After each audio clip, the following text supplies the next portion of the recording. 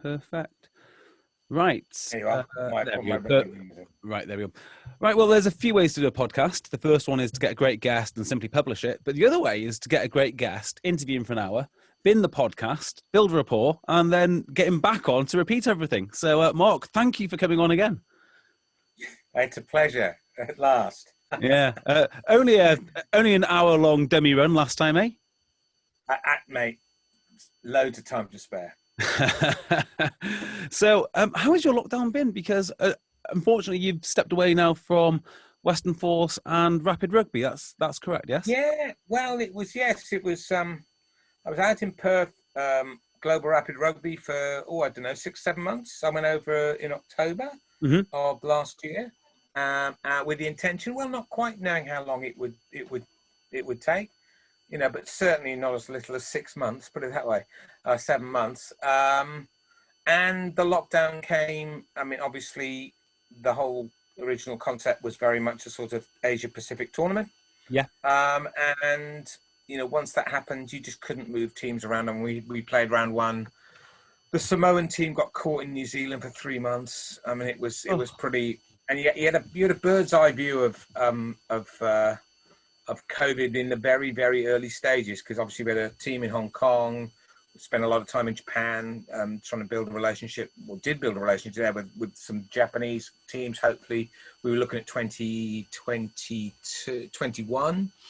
I remember going through Hong Kong airport middle of March, and it was just deserted, and thinking, this is a real thing here. And in the end, you just couldn't operate it. So we pivoted quickly. I came back to the UK because my family, my wife, three grown-up children, my mother, who's getting on a bit, to be fair, but in good shape, and felt I really should be here. And then got back into Super Rugby with a weakened team last year. To be fair, we were playing on a really low budget, but did pretty well, pretty competitive. And then I ran it remotely for, until last month, if I'm honest. So put a new squad together, renegotiated our participation agreement, did a lot. It was great. I was ashamed to leave. Perth's a very lovely place to live. There are a lot worse. It's, sunny 9 months of the year, and there's a genuine rugby community there. Unlike, I'd say, far more so than, say, Melbourne, where I've worked as well, which is a much less developed rugby union community. Obviously, I was working in rugby league at the time. Yeah. Not what you wanted, but still a terrific experience, and helped put my successor in place, who could get into the country. It got to the point I just couldn't get back into Australia. And I just couldn't get the border force to agree. Despite my visa and sort of ability to work in the country, it just wasn't going to happen. And at some point, you've got to put your hands up and say, look, this isn't good for anybody. It's not good for the organisation. You've got to get somebody else in. So we did. Now, we'll come back to Super Rugby because that's very interesting. And obviously, the Western Force are back in the competition now, which is a bit about face, actually. But can you just give me a little bit about your background? How did you end up not just administering teams and managing them, but actually owning one? I mean, that's the most incredible thing. And not just any old team, but one in the NRL, because that's a very valuable property. Yeah, pure luck, really. Well, I don't know. I sort of played a bit, in my 20s. I'm from South Wales, right? So steeped in, when I was growing up, the game was absolutely everywhere. And I suppose that really shaped my view goes all the way back to, starting the game at 9 and 10, everybody in the city played. Didn't matter whether you were a working class background or a middle class background. It was the dominant sport. Not to say there wasn't loads of football in Cardiff, which is my home city. Of course there was. There's football everywhere. It's such an easy game to play. I mean, even you look at participation in football in Australia, which no one thinks is a football country. It's way above rugby league and rugby union and AFL. Just as a participation game. Doesn't mean it's culturally as important. You know, basketball's an incredibly high participation rate in the UK, but it's not got a great lot of cultural resonance for a whole load of historic reasons. But I suppose that shaped me in the sense that I could never quite understand why rugby, when I then moved to England, I went to university in England and then stayed in London and started playing there. And I just happened to be sharing a flat with a mate of mine from home, and we both played rugby, and we were looking for a club to join. And the nearest club, this is what I said by just luck, the nearest club was Saracens, about 2 miles up the road. Huh. So we went there. And I stayed there for 20 years in various capacities. And I remember mates at home saying, "What's the rugby like?" You know, because it was great. It was very. I love the traditions of it. Because at Saracens when I joined in the early '80s, it didn't matter who you'd played for before. They actually fill in a form who'd you played for, school, university, club, whatever. And I played a reasonably decent level back home in Wales, and but you started in the fourths. Your first game, you had to play, or was it the thirds? Yeah, that's the thirds. You had to play one game in the third 15. And the really good players went straight to the ones, you know, never played for the twos. But that was the sort of tradition of the club. And I stayed there for 20 years. And my mates at home said, "What's it like?" I said, "Look, honestly, the rugby is a really high standard," because the Welsh at that time were a bit superior about rugby, frankly. Yeah. And I said, "But the thing is, there's nobody here. Nobody's watching." You know, I come from a culture where rugby was a participation and a spectator sport. Mm. And in London at the time, and the Southeast generally, and the North, not so much in the Midlands and the Southwest, rugby union in England was very much a player's game. You played it, you didn't necessarily watch it, with, you know, exceptions of international games, obviously. But, you know, you used to go and play. I remember playing against Quinns, against Brian Moore, John Olver. I was a hooker. And, you know, Saracens were on the up. Quinns were where they'd always been, you know, one of the sort of glamour teams. And there was no one there. It was just 400 people. I thought, this is really weird. It wasn't what I was used to. And I suppose it shaped me in the way that I've always refused to believe that if it was run in a particular way and marketed in a particular way, but more run than marketed, rugby union ought to be a load bigger than it is. And I still believe that now, passionately. I think you and I are completely on the same page here, which is... So from there, I was just lucky. I was going to be ahead. People say, you know, what are you going to do? And when I left university, I had a plan. I was going to be a head teacher by the time I was 35, secondary school, but state system, only in state schools. And then I was going to go into politics. That was my plan. Really? You were going to go into politics? Yeah, now, I was going to go into politics. And I'm judging by your Twitter feed, it wasn't for the Conservative Party. Yeah, it's a good call. No, no, it wouldn't have been, and it still wouldn't be. And I suppose, again, my background, because, you know, if rugby union in England is, I suppose, in certain parts, again, I do stress this, in certain regions, is seen as a predominantly small C conservative sport. I've always found that a little bit sort of, how shall I put it, irritating as well. Because, again, I came from a part where it was a classless sport. So, so it was... I was going and sport got in the way, because it just so happened. I won't bore you how I got there, but I was head coach in those days at Saracens as the game went pro. And I wasn't very old, and I wasn't experienced enough, and I wasn't. In fact, looking back, it was way too early. But you know, when you're in your early 30s, you think you can do anything, and.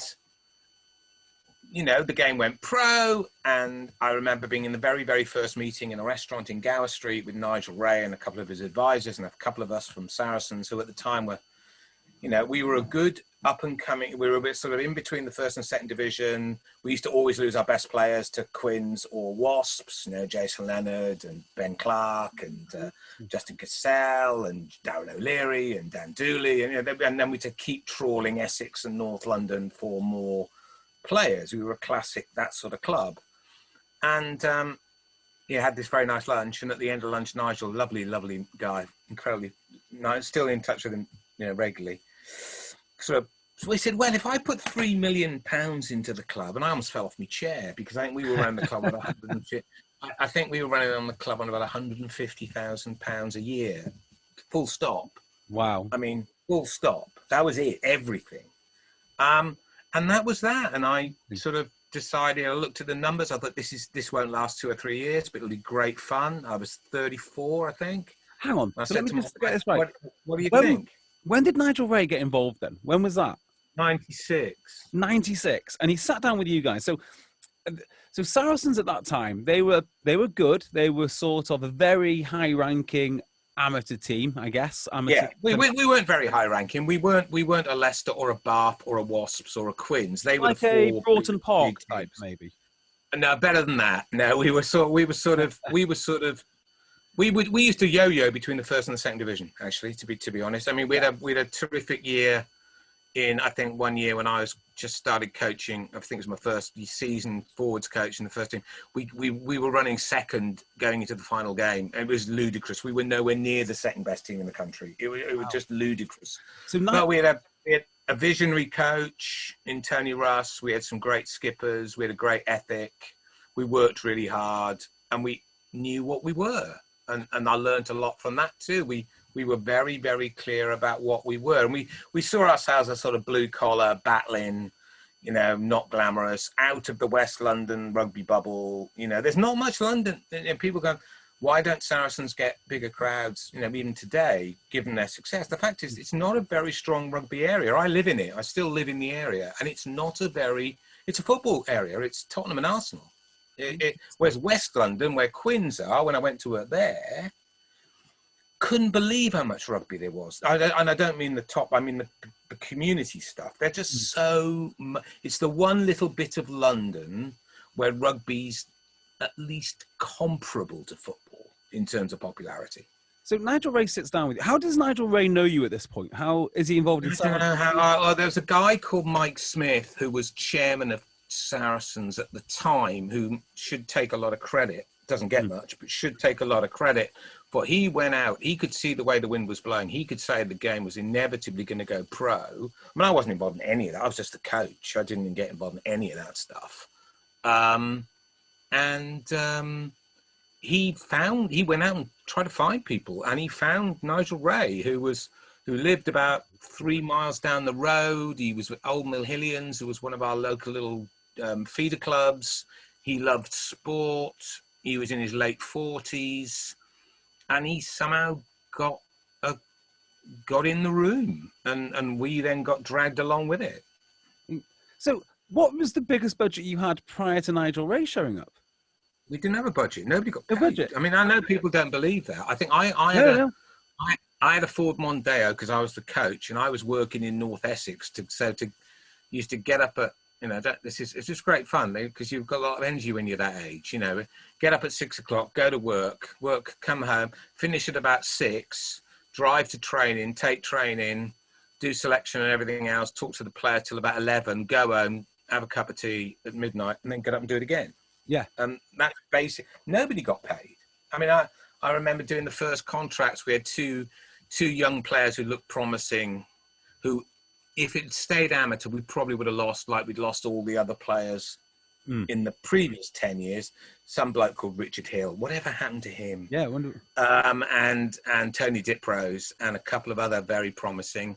And of course, we secured them, and then we added Kieran Bracken and Paul Wallace and Roberto Grau and Michael Liner and Philip Seller and Paddy Johns. It was like playing fantasy rugby because we were very much got first mover advantage. Newcastle and Saracens in the very, very early stages secured a backer and went in and almost made the market. The RFU sort of, in their wisdom, said, well, let's have a year's moratorium, chaps, and let's see how all this professional rugby settles down. Of course, nature abhors a vacuum. So into this, well, let's not do anything for a year, came people like Nigel and Keith Barwell at Northampton and Sir John at Newcastle, and then Ashley Levett at Richmond, and you know, and then suddenly the genie was out of the bottle. That's incredible. So just think about where you are now and all the things you've done and where you've worked and how you would manage a squad if you were parachuted in. And just contrast that with what you were asked to do as a guy in his mid-30s who was coaching. I mean, that's real trial by fire stuff. Oh, we didn't have a clue. I mean, and looking back, it's laughable. But at the time, when nobody's ever done it before, nobody knows what to do. So, I mean, in the very first year, and you know, I'll apologise, and I do, to some of the players now, because I didn't do a very good. You know, I was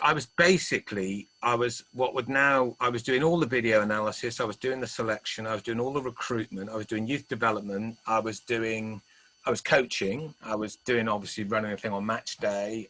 I was the only full-time employee apart from one guy who was the team manager. That was it. It was the two of us. Wow. That was it. And some of the players were part-time and some of the players were full-time. So we did daytime training with the players for some of them, and then nighttime, because we traditionally it was at night, Tuesdays and Thursdays on a muddy under these little.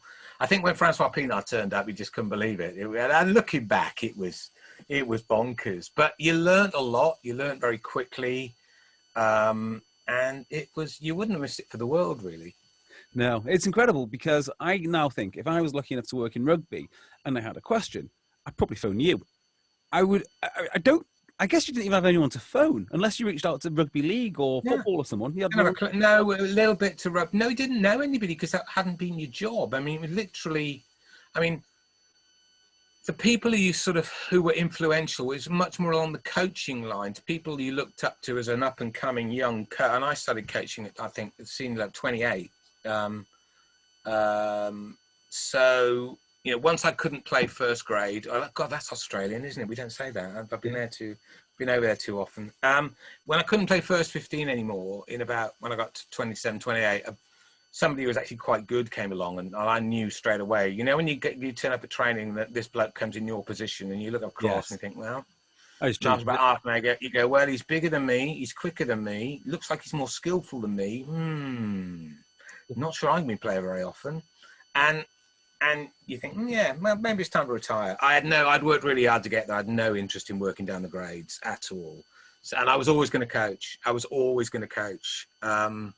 Started, I think, at 25, taking an under-19 county team when I was still playing.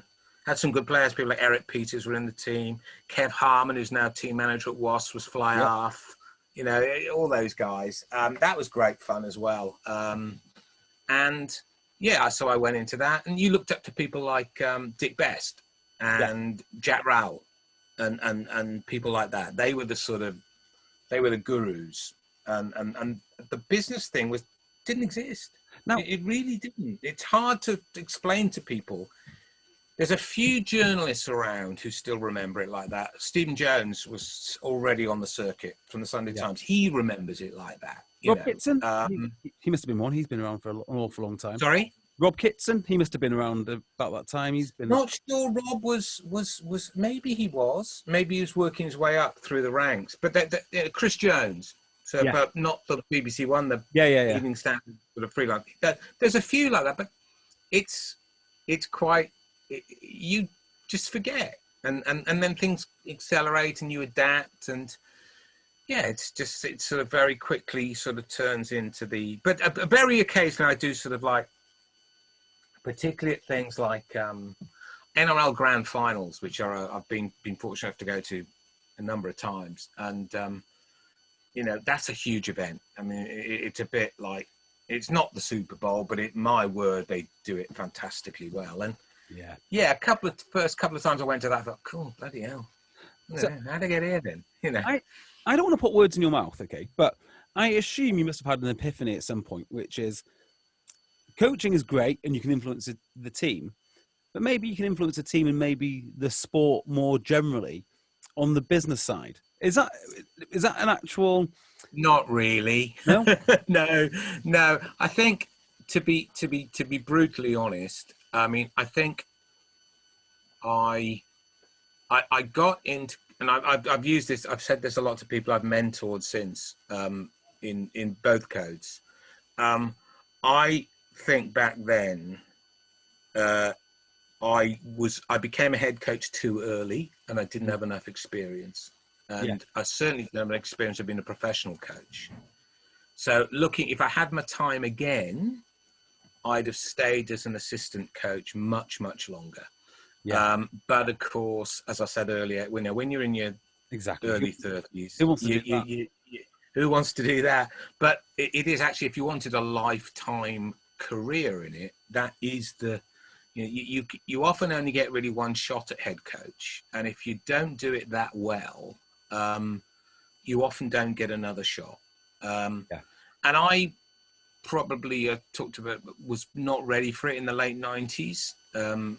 And certainly to go from coaching a team of sort of very honest battlers to suddenly trying to coach a team full of world-class players from all over the globe on your own, that was quite a challenge.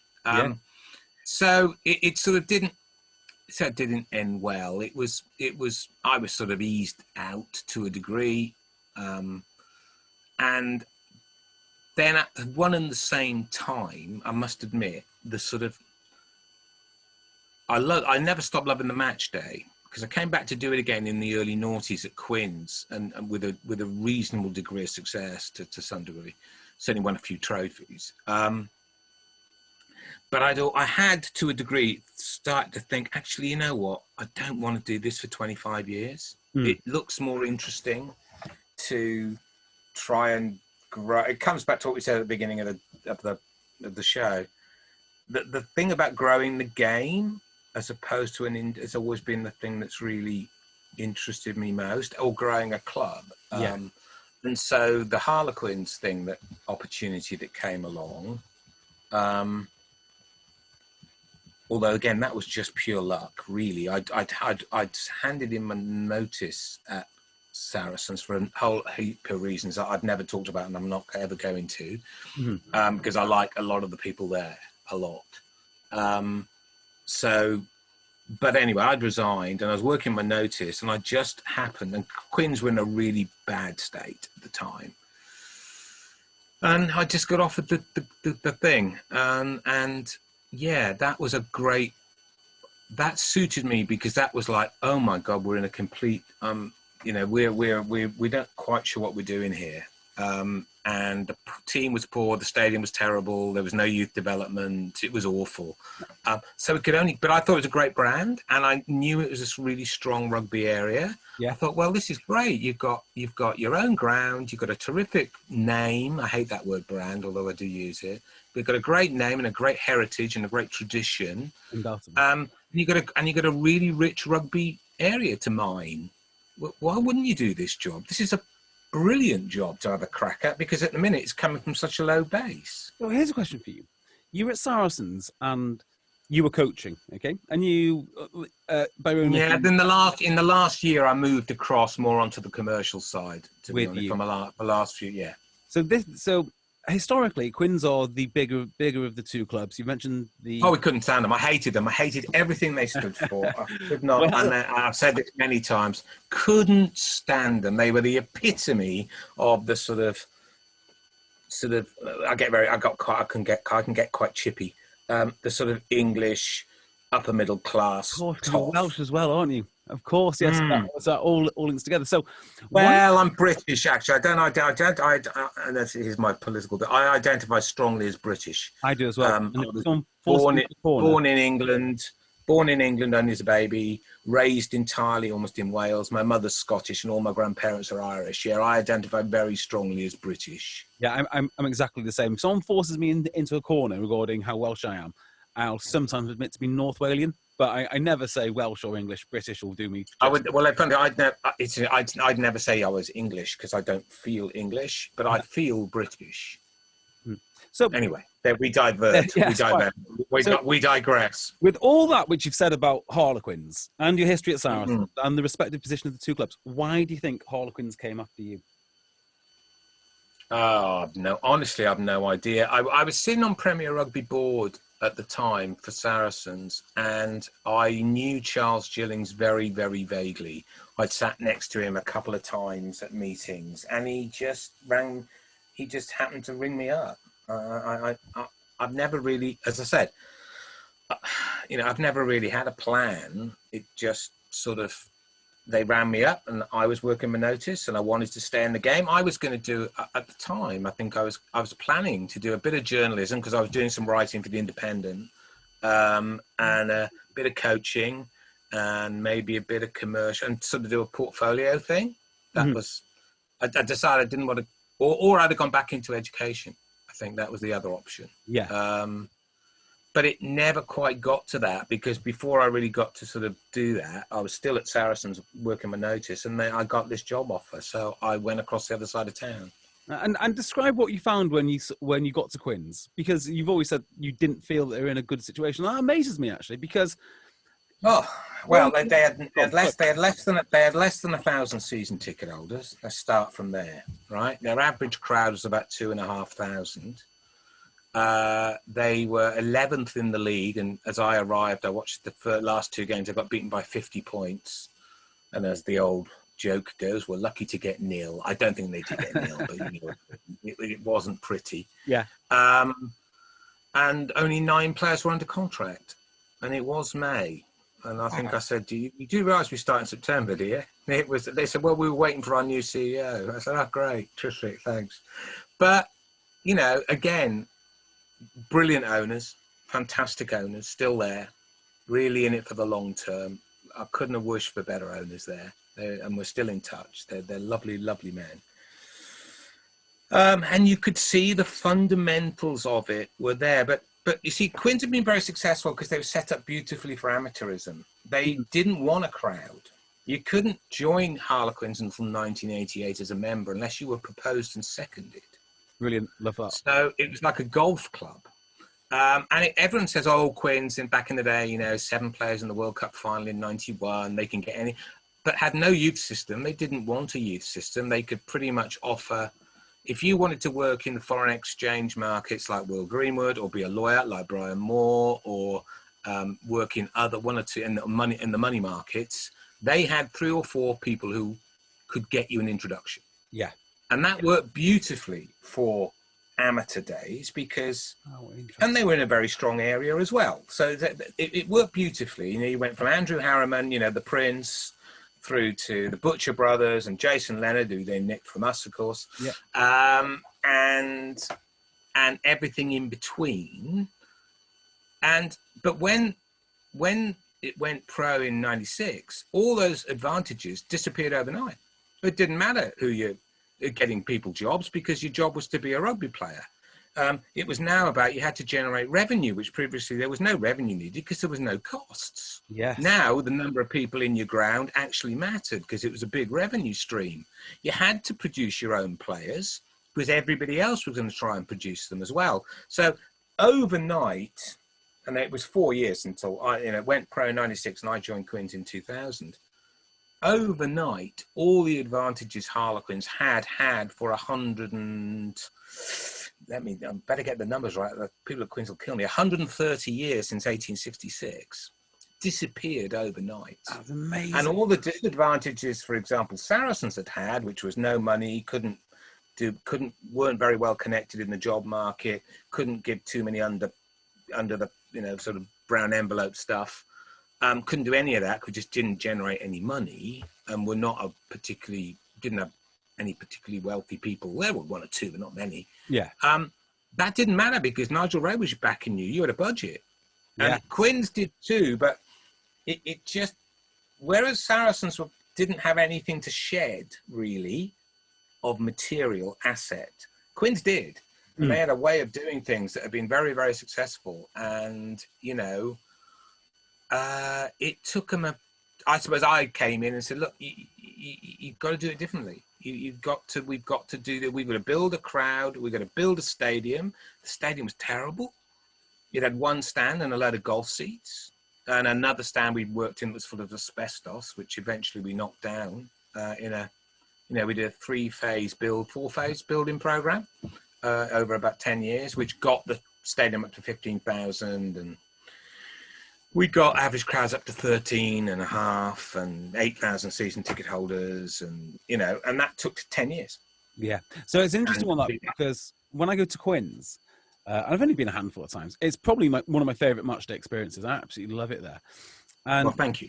And the thing, well, you're quite. And the thing which I really like about Harlequins is, in fact, I was talking about this the other day, is they have an identity. And it doesn't really matter if they're that good or that bad. As long as they have an identity, they will survive and they'll be, hopefully. Yeah, I agree. And one of the first things we did, I remember in the first 2 or 3 weeks, I said, paint the goalposts. And I said, what did you do? I said, paint, look at this stadium. It was blue because NEC were the partner, the dominant sponsor, and their corporate colours were blue. And the whole stadium, I said, look at it. It's a terrible stadium anyway, but who the hell plays here? You couldn't tell. Yes. So we painted the posts, the 6 colours, and we painted the seats. All the other, one stand was all the Harlequins colours, but the others were like blue. Yes. Or something. Yeah, they were. So we painted them all. And little things like, it was all about, we had a little phrase in the time, you know, people like Tony Copsey, and that was a good mate and worked there for me, and he was a great mate of mine. You know, we just look silly in a photo together because he's about 6'10" or something. And, you know, we said, we don't care if everyone hates us, because everyone used to love to hate Quinns, and I did too, you know. Yeah. We don't care if everyone hates us as long as they don't live in southwest London. That was our thing. We're quite happy. We're quite happy for the rest of you to hate our guts as long as you don't live within an hour of the ground. Yeah. And that was the great challenge, to make the rugby community of southwest London change their perception of the club. And to go from a club that really didn't want a following to being one that really, really did. Because I noticed something on the toilet door of all places in the Stoop, which I felt was really interesting. And it's an advert for Harlequins amateurs. And I thought that's really cool, because I didn't realise that any Premiership clubs had an amateur side. Yeah, still going. See, but yeah, still going. Really smart touch. Really important. But I mean, the biggest thing was that actually to start, well, there are lots of different things. The stadium was one, but youth development, player development was another one. You know, you had to start to, I remember saying to the board very early on, I said, look, Johnny Wilkinson lived in our area and he never played for us. That's an absolute disgrace. He's from Hampshire. He's just down the road. He's down in Farnham. You know, it never got close to him. I mean, we cannot go on like this. So it was, and now we had a lot of good people. And look, it wasn't just me. There were lots of good people in different areas. You know, Tony Russ, who'd been my old coach and then gone to Leicester Tigers, and he came down and started the academy. And he was followed by Colin Osborne, and then he was followed by Tony Diprose. You know, you had 3 real quality people in a row who ran that, and that produced a whole heap of people from a club that had never produced anybody. You know, you go through that great team they talk about, you know, the World Cup team. Well, Will Carling was from Sedbergh in, you know, North Yorkshire. Yep. You know, Brian Moore's from Nottingham. Peter Winterbottom's from somewhere near Leeds. Paul Ackford was from the West Country. You know, Jason Leonard was from Barking and Saracens. They used to bring players in. Nothing wrong with that. They did it really, really well. Yeah. But that model was never going to work in professionalism. It was going to cost too much. You could do it in the early days with Saracens when no one else was in the market. But once, by this stage, there were, you know, 7, 8, 9 clubs who were playing in the market, and the French clubs and all the rest of it. You couldn't do it like that anymore. You had to produce, and I still believe this, you have to produce a significant proportion of your own players. Yeah, yeah. Because otherwise, unless you're going to cheat on the salary cap, you can't put a Premiership winning team together without having a core, for 2 reasons. One, because you constantly need to be refreshing the squad from below, and with your own players that you produce who've been with you since they were 14, 15, 16. There's a degree of loyalty, there is still, and there's also you get them at a discount for a little while. Yep. Which allows you to balance your squad salary cap up, so you have a more effective squad. Whereas the old way of Quinns, you could never afford to put that team together if you had to pay market rate. The point was, in 1991, there was no market rate. The market rate was, you know, Brian, we got you a great job working for a city corporate solicitor. Come and do that instead of being a solicitor in Nottingham. And he went, yeah, all right. So weirdly, right, I actually think that the amateur ethos, which made Quinns so successful in the amateur days, is going to come back into fashion soon. So you still need to do all the things. Yes, because you still need to do all the things that you've said, develop your players, and so forth. But if there's a salary cap and it is adhered to, your club's going to need to start to sell itself in different ways. And one of the ways it might want to do that is say, look, come down to Harlequins, have 4 or 5 good years here as a professional rugby player, but guess who's going to connect you into the job market in one of the world's biggest cities? Look, I bow to nobody in my adherence and my belief that you need a whole load of things, including a salary cap. On its own, it isn't enough. It's one of the things you need. And we all know that I don't want to go back over the Saracens debacle. But in amongst all the stuff they shouldn't have been doing, some of the stuff they did, which in terms of player career development and post-career planning, and it's not cheap doing that. That does cost money as well, was first class. Yeah, and the point you're making, which is, if rugby union in England can ever get its act together to bring in a whole load of things like that, so that clubs effectively are pretty much all allocating the same amount of money to player salaries, and you assume there's you bring in a salary cap collar, and you bring in a squad cap in terms of number of players you're allowed to employ, and all those things you should have, all those things that mature sports have got and that rugby union in England still hasn't, for a whole host of reasons. You will then get clubs competing in areas where I feel, I suppose as a bit of a purist, they should be competing, which is player welfare, post-career, weather, tactics, culture, all that sort of stuff. Because I must admit, I find a competition, it's why I love the NRL so much when I work there. I find a competition where it's simply, well, if you're going to win this, you might not be the highest spender, but you've got to be one of the highest spenders, right? I find that incredibly dull. Agreed. Because to my mind, that's not what, and I'll tell you why, not because I'm some kind of sort of romantic kind of idealist about it, because I'm, said at the top of the show, I'm most passionate about trying to grow the game. Mm-hmm. And football is different because it's sheer scale.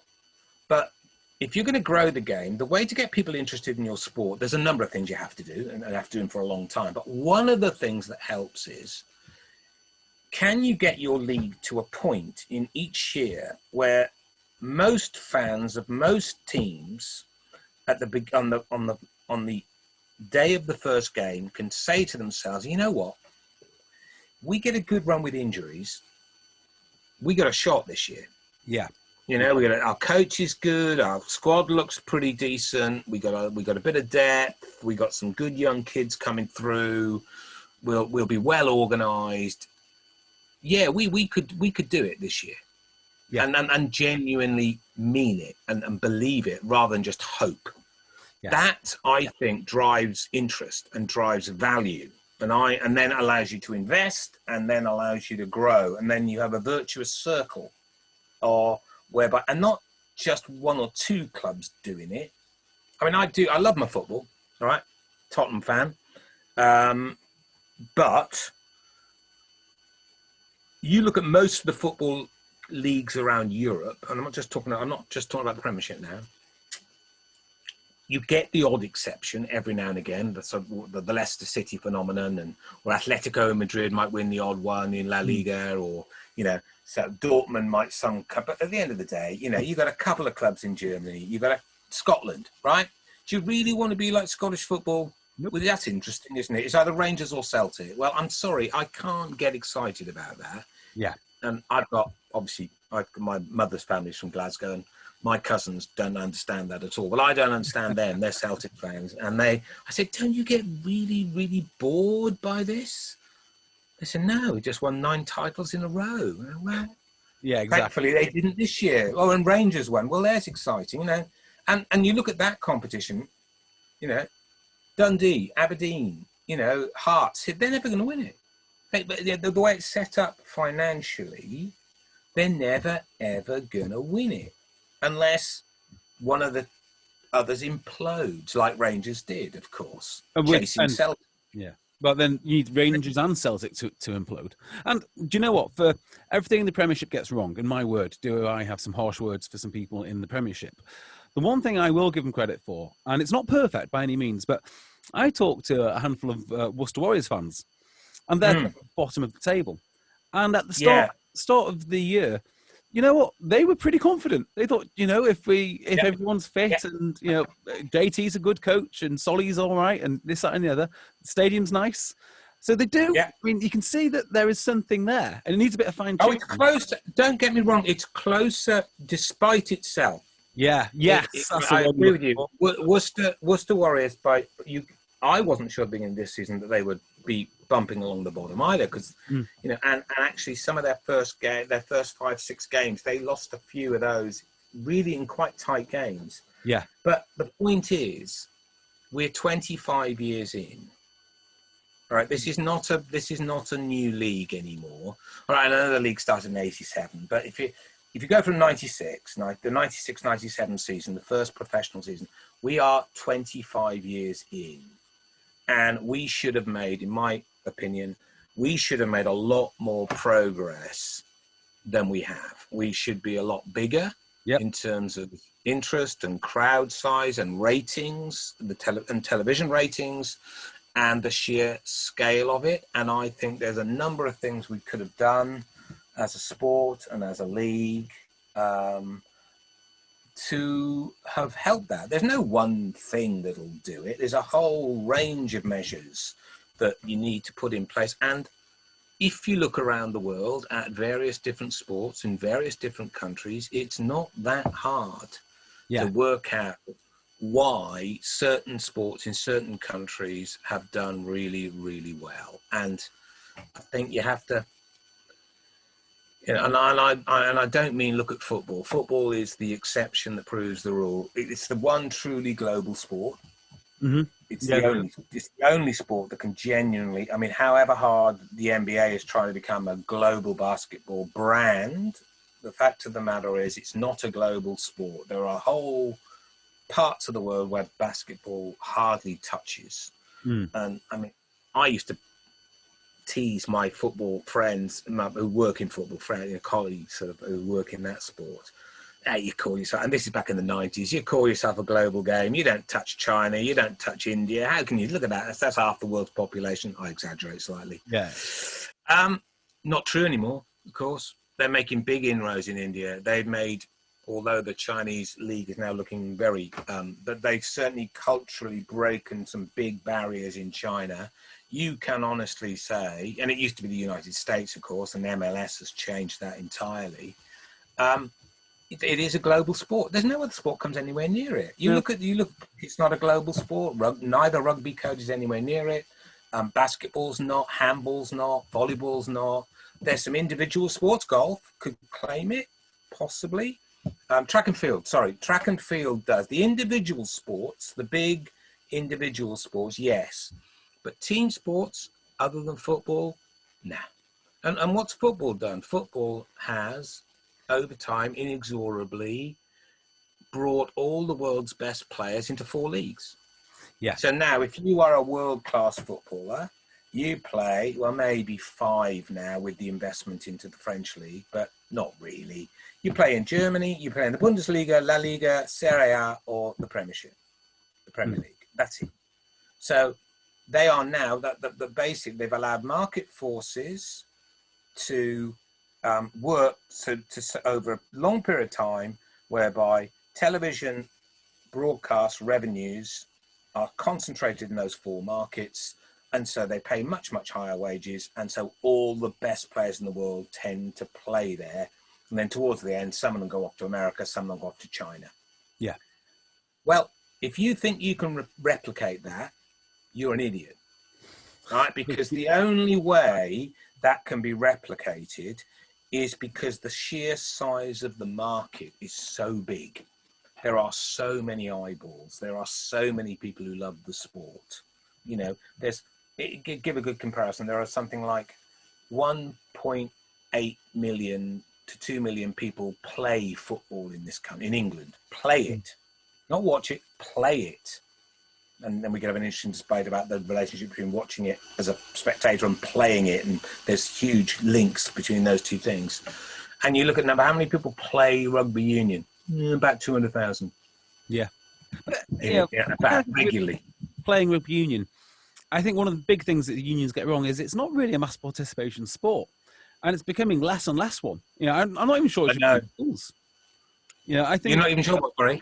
I'm not even sure it should be in schools for the most part. I kind of think like it'd be absurd, wouldn't it, if your local MMA community officer walked through the door and said, "Hey, do you fancy doing MMA as a school?" You go, "No, absolutely not." I'm not sure. I think you need to be a bit careful there. And I say that as a father of 3 kids, albeit all grown up now. You know, there is risk in lots of things, and if you look at the activities, sporting activities have got the highest risk. It's equestrian. Yes, by a distance, by an absolute distance, and I mean all types of equestrian. I don't just mean steeplechasing. I mean you look at show jumping. I mean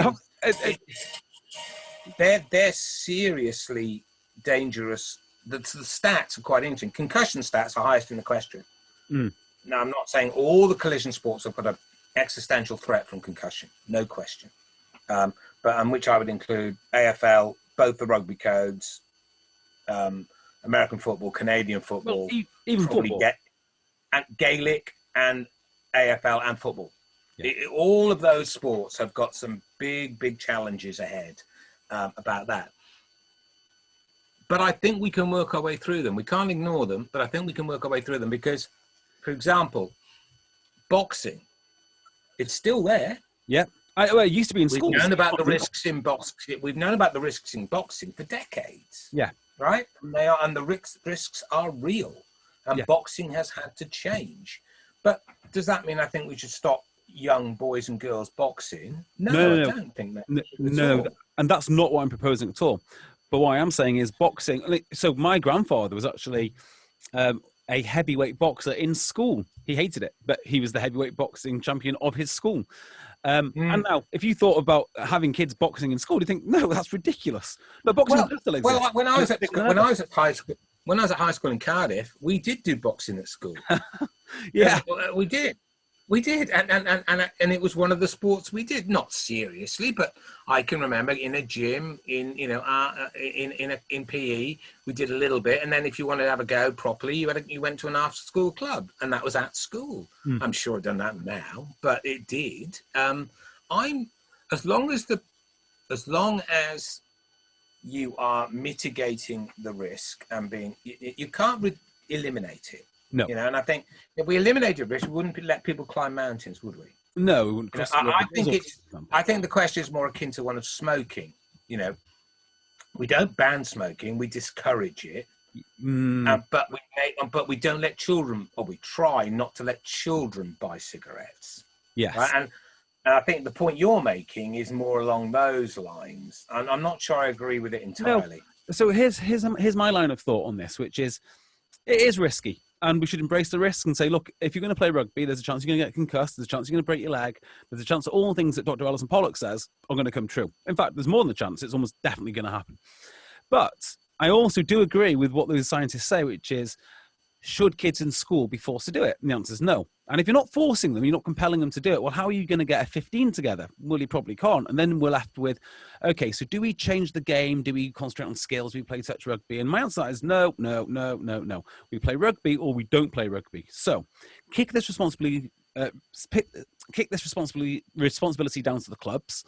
Let the kids who want to play rugby thrive in their rugby clubs with community involvement and all the rest of it.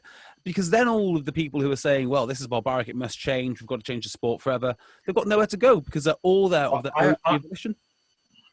I have a problem with that and with my growth sort of obsession. Because if you do that, you are effectively seeding urban areas entirely. Yeah. Oh, yeah. Let me give you an example, and I'm really uncomfortable with that.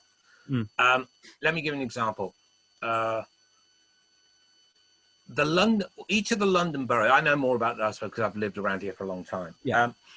The inner London boroughs all have about 250,000 people, right? On average. There's slight differences between them, but they have about 250,000 each. So let's take somewhere like, I don't know, Wandsworth or Lambeth. Lambeth hasn't got a single rugby club. Not one. And now someone's going to ring up and say, no, well, I apologise. If there's a very small community club on a park somewhere in Lambeth, I apologise now, right? But as far as I'm aware, Lambeth hasn't got a single one. Southwark's got one. So there's 500,000 people served by one rugby club. They should be very good. If we're serious about social inclusion, which we should be, right? And not just appealing to young people, boys and girls from suburban or rural locales, you can't ignore the fact that schools which already have, some of them, facilities and people, and some even have grass pitches, although there's not a single grass pitch in school in Tower Hamlets, but that is quite an extreme case. I just don't think, as a sport that's trying to do a lot of other agendas, should go down that route. I do think, however, we will need to amend how young people play the sport. It doesn't mean you play touch till you're 18 or whatever, but I think it's interesting, and I don't think we know the answer to this yet. How much of the risk is through the sheer volume of training at professional level? Yeah, it could well be it.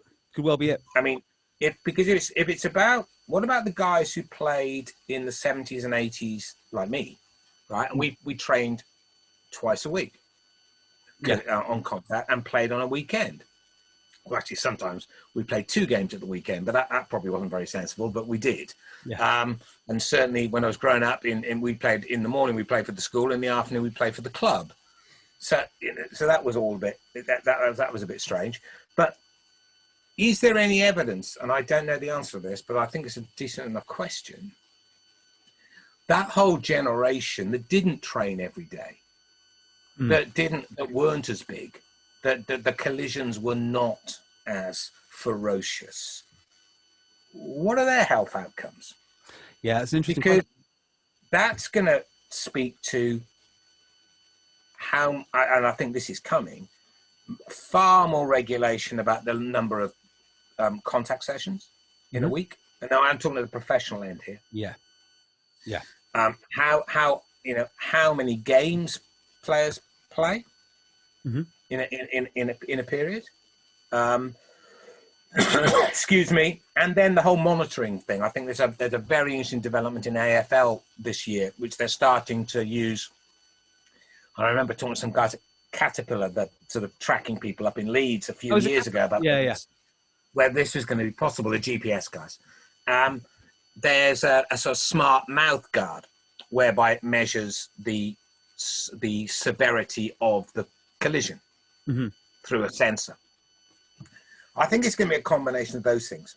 That I think it'll change, not just rugby, it will change all the contact collision sports because the threat to them is the same. Because you say, well, we don't play rugby in schools. Well, you're not playing football then, are you? Because they've got a concussion problem too. Yeah. So the reason, so I think we've got 2 different problems here. So this is how I look at it, which is amateur rugby. I mean, someone played before me, and I know plenty of them, and they seem all right. Someone played before you know plenty of them. They seem all right. Now, I do understand that if I build a sandcastle on a beach and then the water comes up and washes it away, it gets washed away. I don't need to understand the risks of it. I don't need to understand what happens at molecular level. I don't need to understand any of that. I just know. And nobody telling me the risks of amateur rugby were ever going to make me stop. You can tell me it's 4 or 5 times more dangerous than what I perceived. If I just wrote down what my perception was of the danger and some scientists came and said, actually, it's 20 times more dangerous, wouldn't bother me. I'm still playing it because I have, my seen world experience of how dangerous this thing is. I know lots of players that played it. Fine. The second part, though, is more interesting. And that is the professional game, where sports science does have scientific questions to answer. And I think you're exactly right, which is that has to be limited, or the contact sessions have to be limited. We need to understand what is happening to these athletes when science gets involved with them, gets them bigger, stronger, faster, more explosive, because that does sound like it's a potential huge problem. But as far as the amateur game is concerned, I think these scientists should mind their own business. I really do. It's up to me what I do on a weekend. Well, yeah, but you're an adult. That argument doesn't hold for The kids. minors. No, it doesn't, which is why I think we need to probably take it out of schools. I mean, UFC is a phenomenal sport in terms of how it's grown. And talk about social inclusion. I mean, if UFC wants to do a social inclusion program, it probably has to visit the private schools, because we all know who it's appealing to. And it's just got the widest, most diverse range of audience of any sport, probably. Well, I think you and I are going to disagree about that. I would be very, very reluctant to cede rugby's place within formal education establishments to other sports. I just don't think that's in the long-term interest of the game, and I think it's an overreaction. Yeah, I mean, I can see that argument too. And the problem that we're going to have, and this is undoubtedly going to happen, is people will win this argument, and the people that win it are going to be the people that scream the loudest about the health and safety of kids.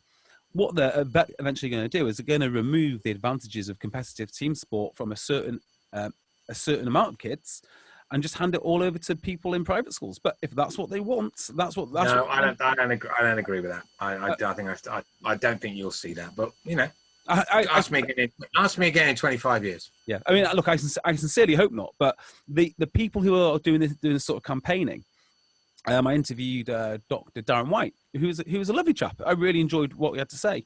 But I thought, like, you know, when the private schools are not going to give up their advantage of rugby because they see so many other things that happen with it. And asking a state school to coach rugby, unless they're very lucky and they have someone like you on the staff or someone who's obsessed by the game, bloody hard to deliver it in a reasonable manner. It depends. We come back to something short about it. It depends what area of the country you're talking about. I mean, rugby union, for a whole host of historical reasons, it's got major challenges in urban areas, and that's partly the nature of the game. It's also partly the nature of the way clubs developed, as I've said. And it's partly the nature of highly dense urban areas. That's particularly true in London. I mean, I don't think you go out and look at rugby league in Leeds, for example, which is a pretty densely populated urban area. There's a lot of junior rugby league in Leeds. Yes, okay? as there is in Bradford. Well, there was. It's not quite as strong as it was, but nevertheless. So. But those aren't anything like as the size or the scale of the London market. So, all right, maybe it is a peculiarly London thing, but and so Cardiff, where I'm from, is an urban area, but there's rugby opportunities all over the place. There's 20 odd, there were, I'm not sure they're all still going, but there were well over 20 rugby clubs in the city.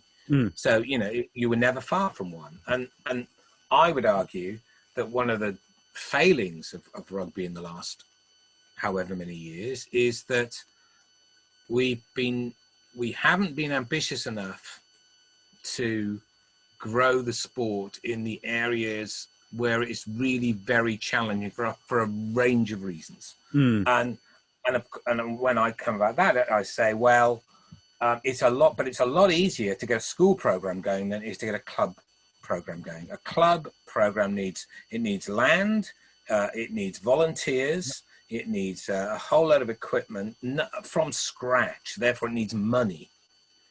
Well, a lot of the argument for using the schools as a vehicle is that they've already got the land on the whole, with some exceptions. They've already got a workforce, right? They already have some financial capability, right? And yes, you're competing with other options and other sports, but an awful lot of the cost base is already covered. So if you're looking for bang for your buck, I suppose, and I'm not saying that, and there are examples, of course, in certain areas, in certain cities, where it is both either league or union is pretty strong.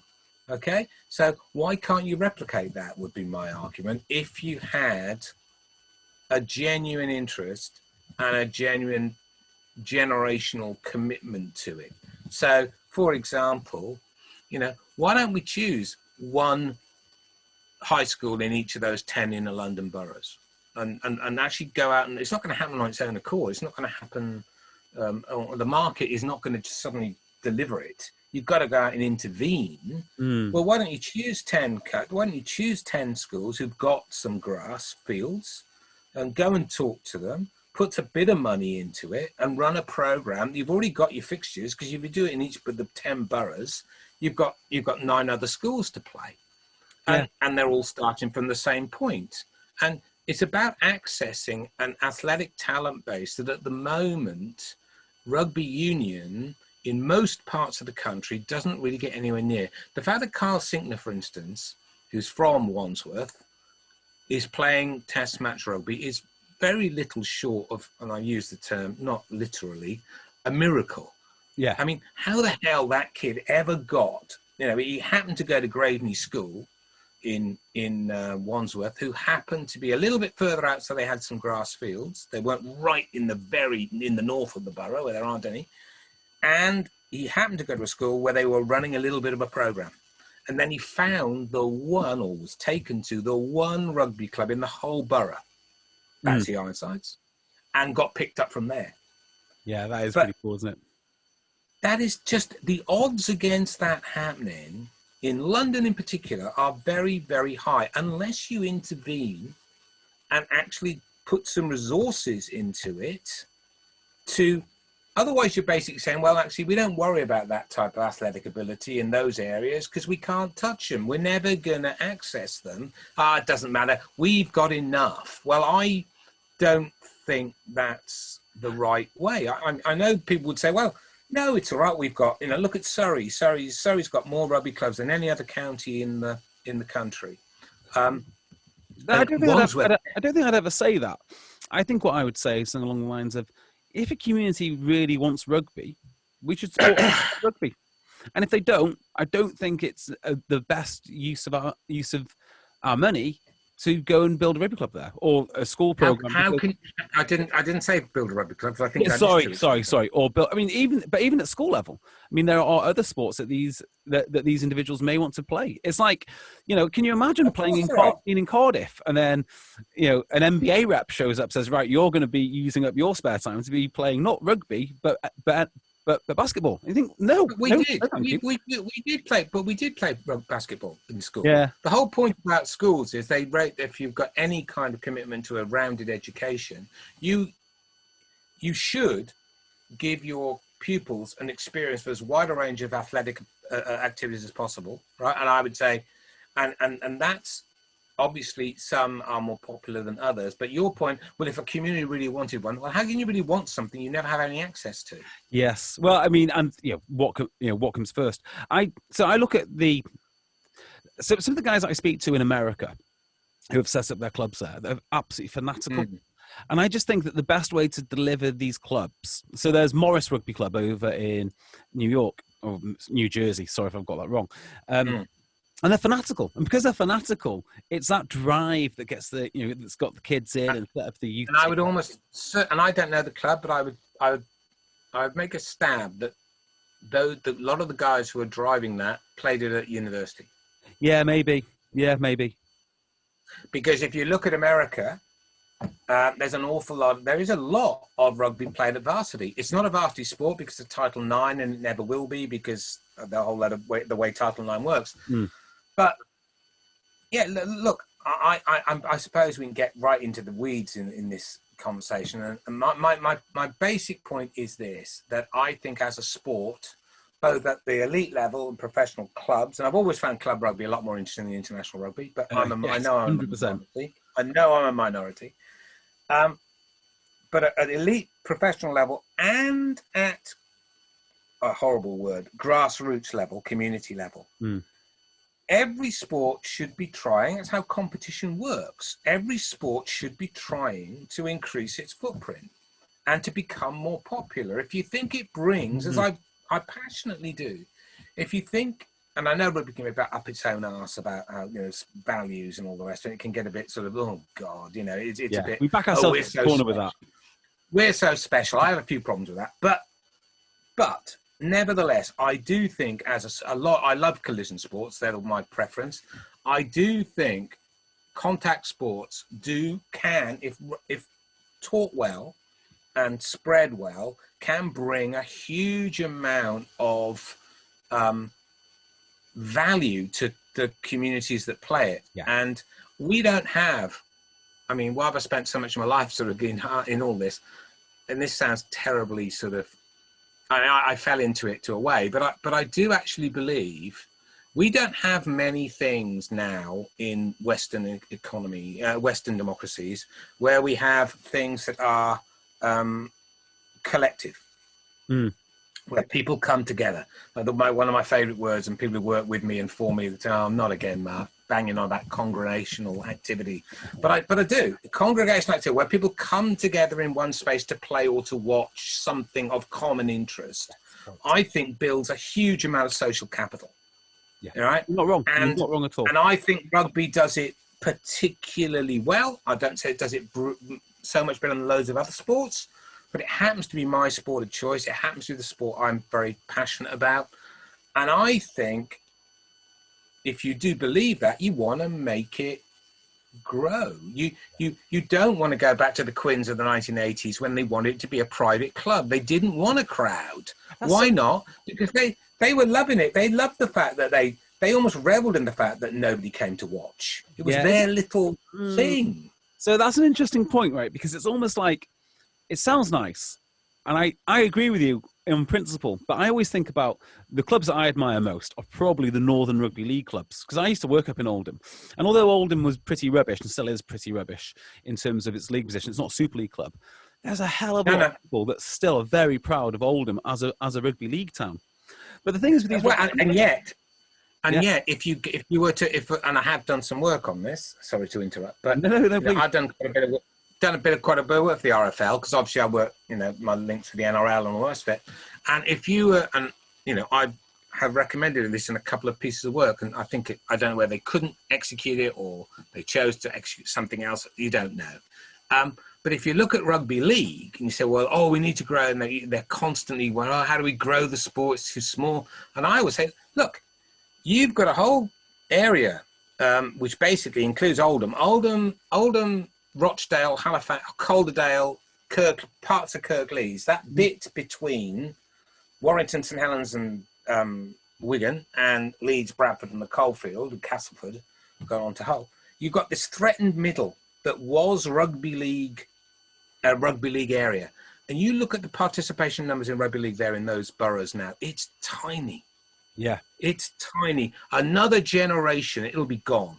Yeah, and again, it's the same argument we were just talking about rugby union. If you're passionate about rugby league, and I love league, I really do. I'm almost equally fond of it, I must say, and I know that's quite unusual as well.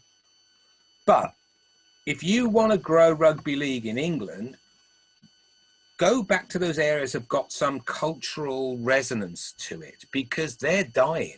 Yeah. I mean, another generation, and Oldham will not remember it was a rugby league area, and neither will Rochdale, and neither will Calderdale.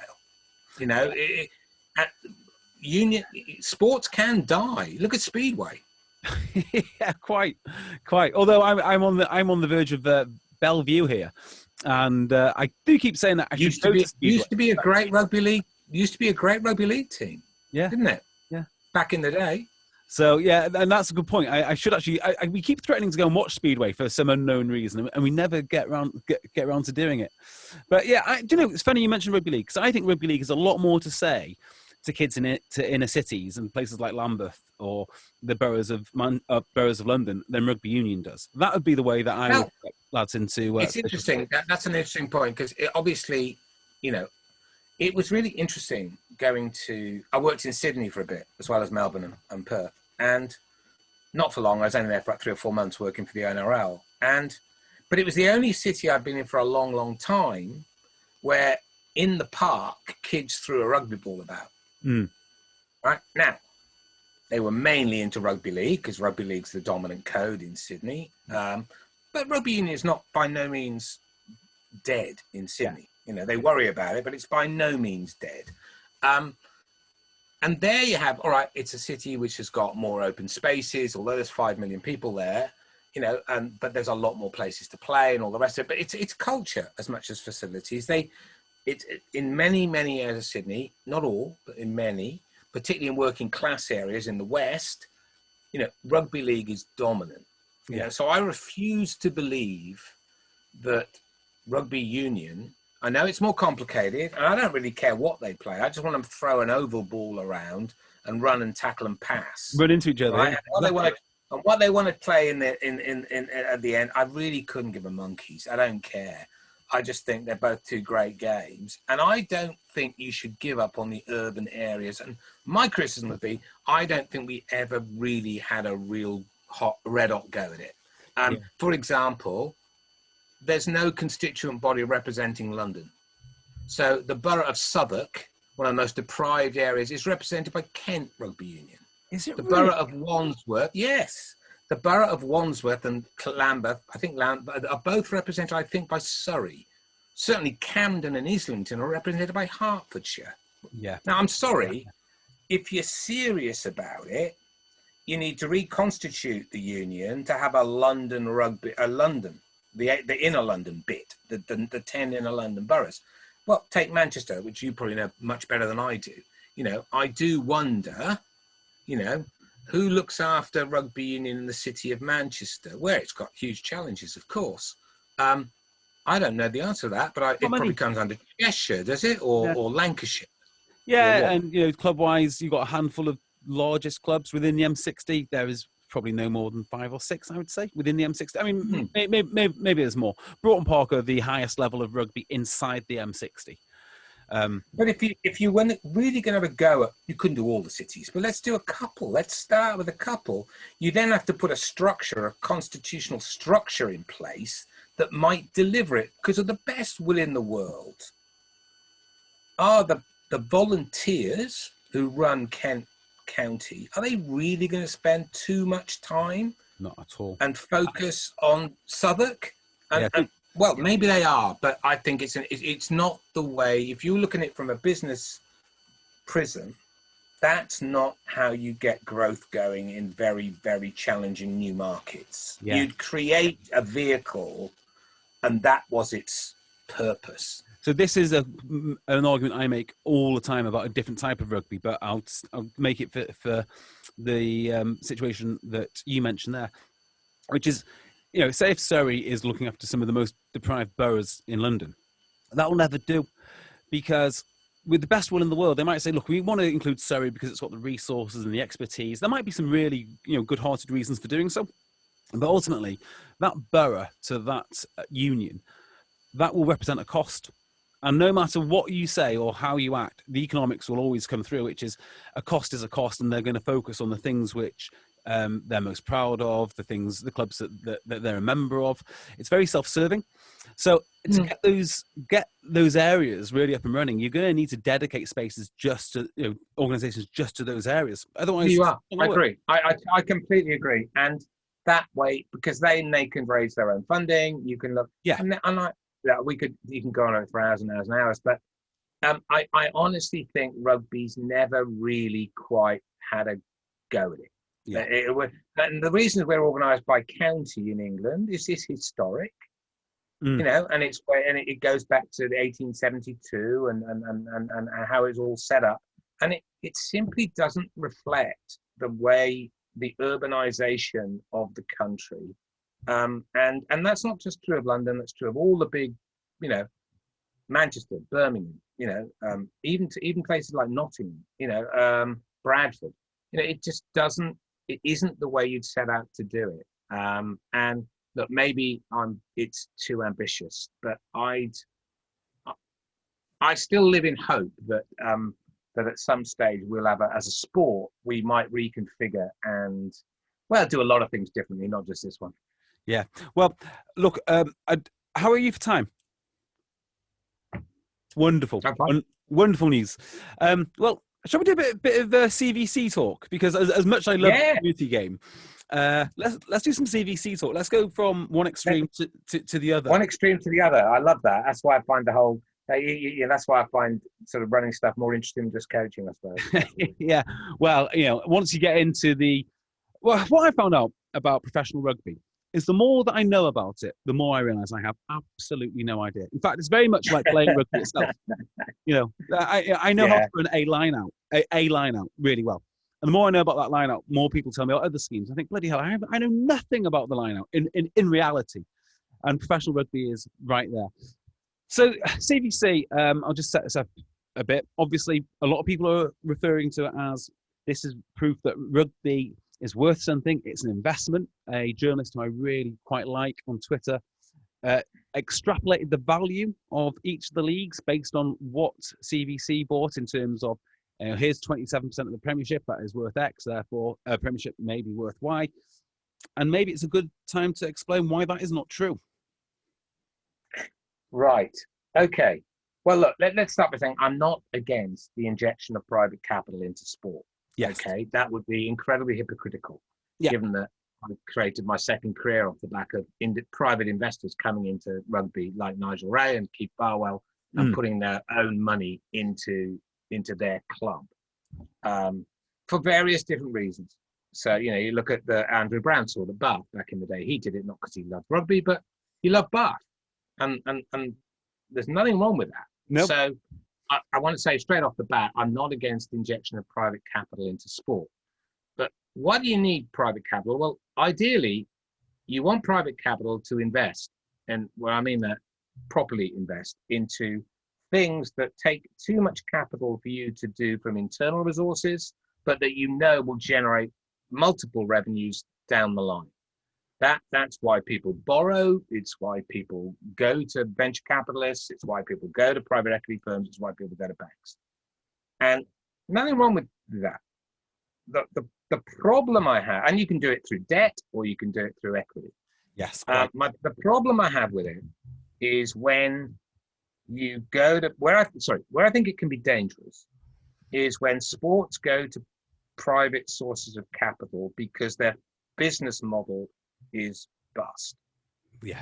And actually the money then that comes into the sport, if you're not careful, simply goes to either pay off debts already accumulated or to fund ongoing losses for another 5, 6, 7, 8 years. Yeah. So let's take a good example of a private equity deal in rugby recently that I don't think is going to be like that. Time will tell. But the Silver Lake deal with New Zealand Rugby, which is recently, and I'm not even sure it's through yet. I don't think it's gone through the provincial unions yet, but after the 26 provincial unions, and it's got to go through the 26 provincial unions and the players' union. But I think it probably will. And the reason I think it probably will is because if I understand it correctly, and I think I do, most of that money is going to be put into trying to build certain direct-to-consumer platforms and digital engagement systems to grow revenues down the line that currently New Zealand Rugby don't have access to. It's not being taken to underpin the Crusaders or to make up a shortfall of community funding. It is a genuinely, here's a lump sum of capital which we couldn't generate on our own. Yep. We're giving up some of our income forever. That's what people often miss. You know, when a private equity comes in and says, right, well, we'll pay you, I don't know, 15 times earnings for a 10% stake. Okay, so let's say you got that 10%, so you give up 10% of your earnings forever. Yeah. If you're earning 100 million, you're now only going to get 90. Now, if you can make that up by how you invest the capital inflow that comes, it's a great deal because the cake's got bigger and you've got the revenues that you wouldn't have been able to get to because you were short of capital. I worked for a couple of years in netball and incredibly interesting sport. And its biggest thing that's holding netball back so much is venues. We just don't have enough suitable venues in this country to house 10 3,000 seater arenas for basketball and netball, right? You're massively short of capital. Now there's a sport I think could benefit from really seriously from an injection of private equity. Yes. Now, do you mean private equity literally or private equity Sorry, in a broad, as in maybe in a private investor or. I don't think it matters whether it's private, what type of private capital it is. Let's call it private capital. Yeah.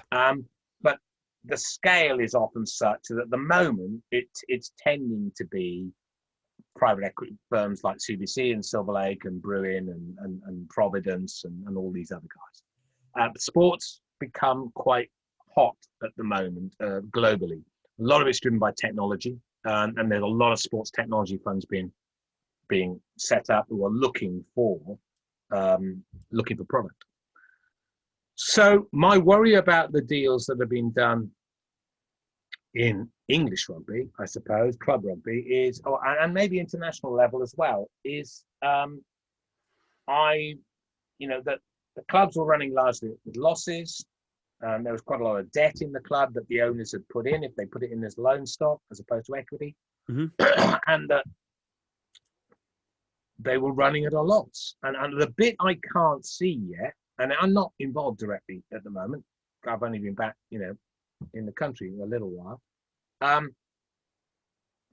I can't see the new revenue streams that are being developed for the injection of investment.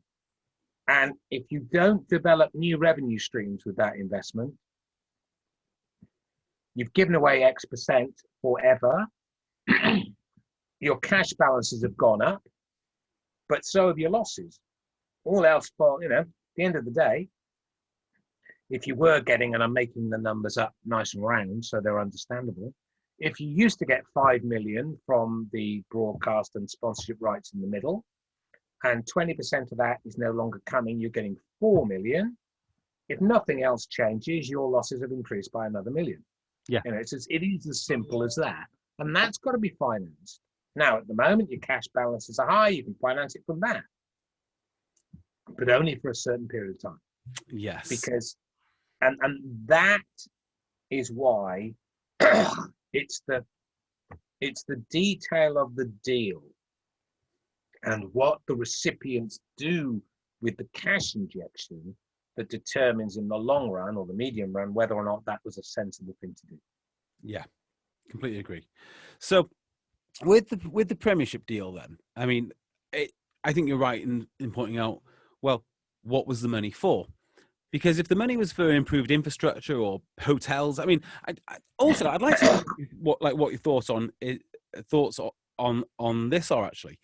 I mean, I hear a lot about, oh yeah, we'll get this money and build a hotel. I'm thinking like, if you need to run a hotel to subsidise your rugby club, you've probably got this wrong. That's a good point. I mean, well, having said, and I'll declare an interest. Okay. Yeah. So when we went to Melbourne, and in inverted commas bought the club, we didn't really buy it because we were given money to take it off the owner's hands because it was losing so much money. Right. Okay. So let's say when we acquired it, part of the model was always going to be in the short run to buy another cash flow generative business to sit alongside the rugby to cash flow it whilst we sorted the core business out. Yeah. And effective, and that's what we did. We had cash balances which we then leveraged with debt. So this is again a bit unlike a rugby podcast, isn't it? I'm sorry. Exactly what I like. We leveraged it with debt and went out and bought another business, bought a gaming hotel, which was throwing off quite a bit of cash, and we kept it for 3 or 4 years, and then we sold it because by that stage we'd sorted the rugby out. Now, would we have been able to do that without the hotel, the gaming venue? No, we'd have run out of cash. We'd have had to get some cash from somewhere else. So I'm not critical of, say, the Rico's model. As a model, I can see the Rico with a hotel, a casino, car parking, a football club, you would hope, although, that's very sort of changeable with Coventry City and the history there with Sisu. And an exhibition centre and all the rest of it. That model can work. I've seen it work. Quite a lot of Australian clubs work very profitably on that model. If you're living in an area where your market's really big right? So let's take the Brisbane Broncos, okay? Brisbane Broncos, most profitable, highest revenue team in the NRL, who came bottom last year, by the way, showing yet again that how competitive that league can be. Yeah. The richest, strongest, cash-rich team came stone cold last. That doesn't happen by accident. That happens by design. But leave that for another day. They don't need any other businesses because they're sitting on a 2 million market where there is no competition. They're the dominant sport. Mm-hmm. Rugby league in Brisbane is bigger than rugby union. It's bigger than AFL, bigger than soccer. They're the dominant sport in a 2 million population market. If you can't make that work, you really ought to get out of show business. But they do. They make quite serious money every year. They're owned by News Limited. They never have to borrow. They play out of Suncorp, 48,000. They get 30,000 people every week, and they stick to the salary cap like everybody else. They're a great business, okay? Their problems are that they've got a terrible roster. The culture's not great, and therefore they come bottom at the moment. But they'll come back and they'll go and win a premiership in 5, 6, 7 years' time. They don't need another business. Someone like Canberra Raiders, right, much more successful on the pitch at the moment, but Canberra's only a 400,000 population town, right? It's really quite small. And the Brumbies are quite good. Yeah. So rugby union's got a slice of that market. Rugby league's got a slice of that market. And one of the AFL teams called the Greater Western Sydney Giants play some of their games in Canberra. Ah. So you've got so Canberra Raiders, if they put all their chips on the rugby, that's pretty risky. Because and particularly with Australian crowds being quite fickle, if you start losing, they show their displeasure by they stop coming. Yes. And then they'll come back when you win again. Right? Which is one of the things I worry about the Brumbies. The Raiders have been poor for 20 years. The Brumbies didn't start until the Raiders were in decline. Now the Raiders are back, one of the top 4 teams in the NRL. The Brumbies have never had to face that. They've never had to face a successful Raiders in the same town. Okay. So the Raiders diversify. They've got some property assets. They've got some hotel and gaming assets. They've got a whole, and that basically spreads their risk. And I don't have a major problem with that. The danger, of course, if you buy a really bad hotel, or you do a really poor gaming venue, or you buy some duff property that loses value, you're in real shtuck. I mean, that's why someone like Balmain Tigers, right, don't exist anymore. They had to merge with Wests because their ancillary revenues weren't strong enough. And it's partly to do with the inner city. They're an inner city club. They're right in the middle, and the whole socioeconomic area around them changed underneath them, right? And it's cappuccinos and lattes rather than blue collar rugby league, and they couldn't adjust quickly enough. So I haven't got a problem with it. Yeah. All right. So, I mean, I do understand why they do it. Okay. So I understand that if you've got a really strong brand, like the Dallas Cowboys or whatnot, someone wants to stay in the Dallas Cowboys hotel, and that's absolutely fine. You can charge a premium for someone to stay in that sort of facility. Where it kind of gets a bit sketchy for me is where you just build a hotel. Because if hotels are making more money than rugby clubs, sell your rugby club and just build hotels. So that's the problem that I have with it.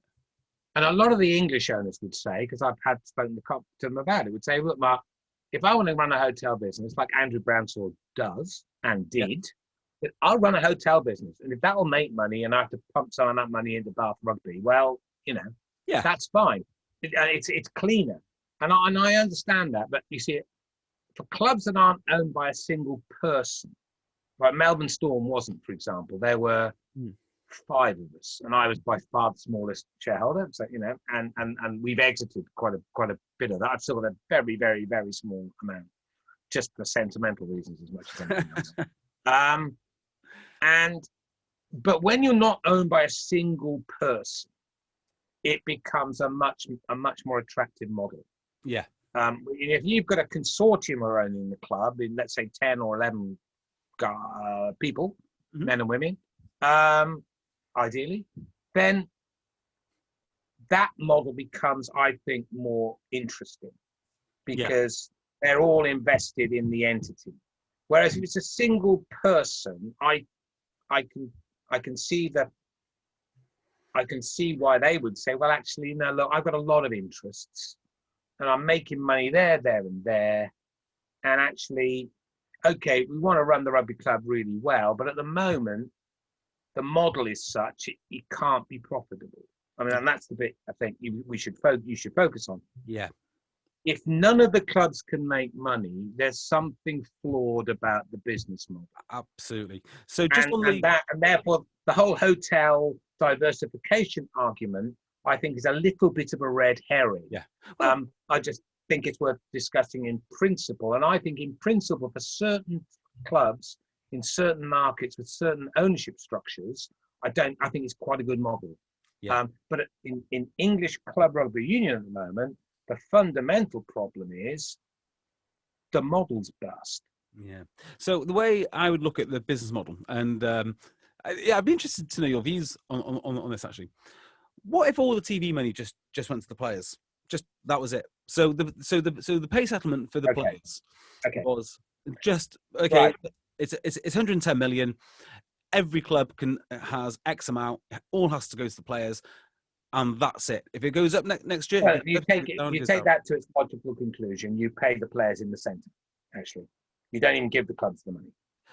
The only reason I give the clubs the money is just to give that, so it is, so it is still a club-based game, and then you've got the list. It is, of course, it's club, but the players get paid in the middle if you do that system, which I'm not advocating, by the way, but in terms of argument, because that helps you regulate the camp, and therefore any other payments by the club direct to a player is easier to see. Yeah, it's about visibility. But if you want that model, and I know what you're saying, and I have some sympathy with this, whereby we should, well, no, not sympathy. One of the things I would argue for very, very strongly, I said it's not just the salary cap, it's a whole load of other things too, if you want to fix the model. Excuse me. One of the things one ways you can do it. Do you want to get a glass of water, Mark? No, I think if it keeps going, I will, but I think I'll be all right. One of the ways you keep going, you do it, is in a collective bargaining agreement, something else we haven't got in our sport, which we need. You normally have something called player-related revenues. Yes. And that means what is the total amount of money generated through player activities? Okay, and this is particularly strong in sports where they have other activities. Like, so if you've got a hotel, it's got nothing to do with the players. That's almost like a separate business. Yeah. Okay, so that shouldn't go into the middle, but broadcast should, and various other things can. Around game day revenues, all the rest of it. And then in a CBA, you come to an agreement about what percentage of those revenues should go to player remuneration. Mm-hmm. So, for example, in the NRL, I don't know I think the last one. I think I'm up to. I used to be all over this, but I'm a little out. I haven't worked there for a few years, so I'm a little out of touch. It was 28%. Yeah. Okay. New Zealand Rugby Union, I think it's 35, which is really high. That's a really high percentage. Yeah. Okay. Because that's straight off the top. That's off revenues. You haven't got to absorb any of the costs. So that's a very high number. Mm-hmm. And certainly in most CBAs, one of the cornerstones of it is, what is that number? Is it 27 or 28? I remember being involved in one, and we were talking about, is it 27 or 20? We wanted 27, they wanted 29, and bugger me, we ended up at 28. Well, what a surprise. The point being so that's what the players as a group get. You then have a whole lot of things about a salary cap and a salary collar and a minimum wage and a whole lot of other things that you need to decide how that is divided up amongst the playing group, and how big is the group and what the squad size is and all the rest of it. But it can be done. It's been done in lots of sports. It's by no means impossible. And then you come to the grant to the clubs. If you're not going to pay them centrally, okay, and I wouldn't die in a ditch for that principle. Yeah. So if you're going to let the clubs play them directly, you then have to decide what's the grant to the clubs to cover those payments. So the percentage going to players and the grant are inextricably linked. Yeah. Again, you look at most sports of our type, that number, if you can get to 120, 125, 130%, that's where you should be trying to get to, right? So if you then put that into a club, let's say the salary cap with no exemptions, because that just screws everything up, is per club is 10 million. Yep. You want to get the grant to each club to 12. Yep. But you'll only get that if you've got a percentage of the player's remuneration linked to total revenue. Yeah. And there are lots of clubs around, lots of clubs. There are lots of sports around the world that run that system perfectly happily, right? And what that means is you can still make a loss if you run your club really badly, or actually if you're in a really tough market. So, for example, if you want to expand your league and take it to a market that hasn't got a lot of rugby heritage or many rugby fans, that ain't the same as running Leicester Tigers. Yeah. Right? Or Bristol Bears. You know, Bristol's the biggest city in England, where rugby is pretty much on a par with football. Yeah. The rugby league equivalent is Hull. Right? Yeah. They're two quite big cities, right? And rugby league and rugby union vis-a-vis soccer is about on a par, right? There aren't many big cities like that. Hull just screws it. Unfortunately, Hull aren't better because there's two rugby league teams sharing the market. Yeah. And near the 12-inch will meet. But that's a different point. So sometimes you go to a new market and you might have to say to a club, we never do in this country, but you should. You go, well, actually, you're going to a really difficult market. Let's keep the numbers the same. You're not going to get a 12 million grant because you've got a lot more work to do. You've got to invest a lot more money.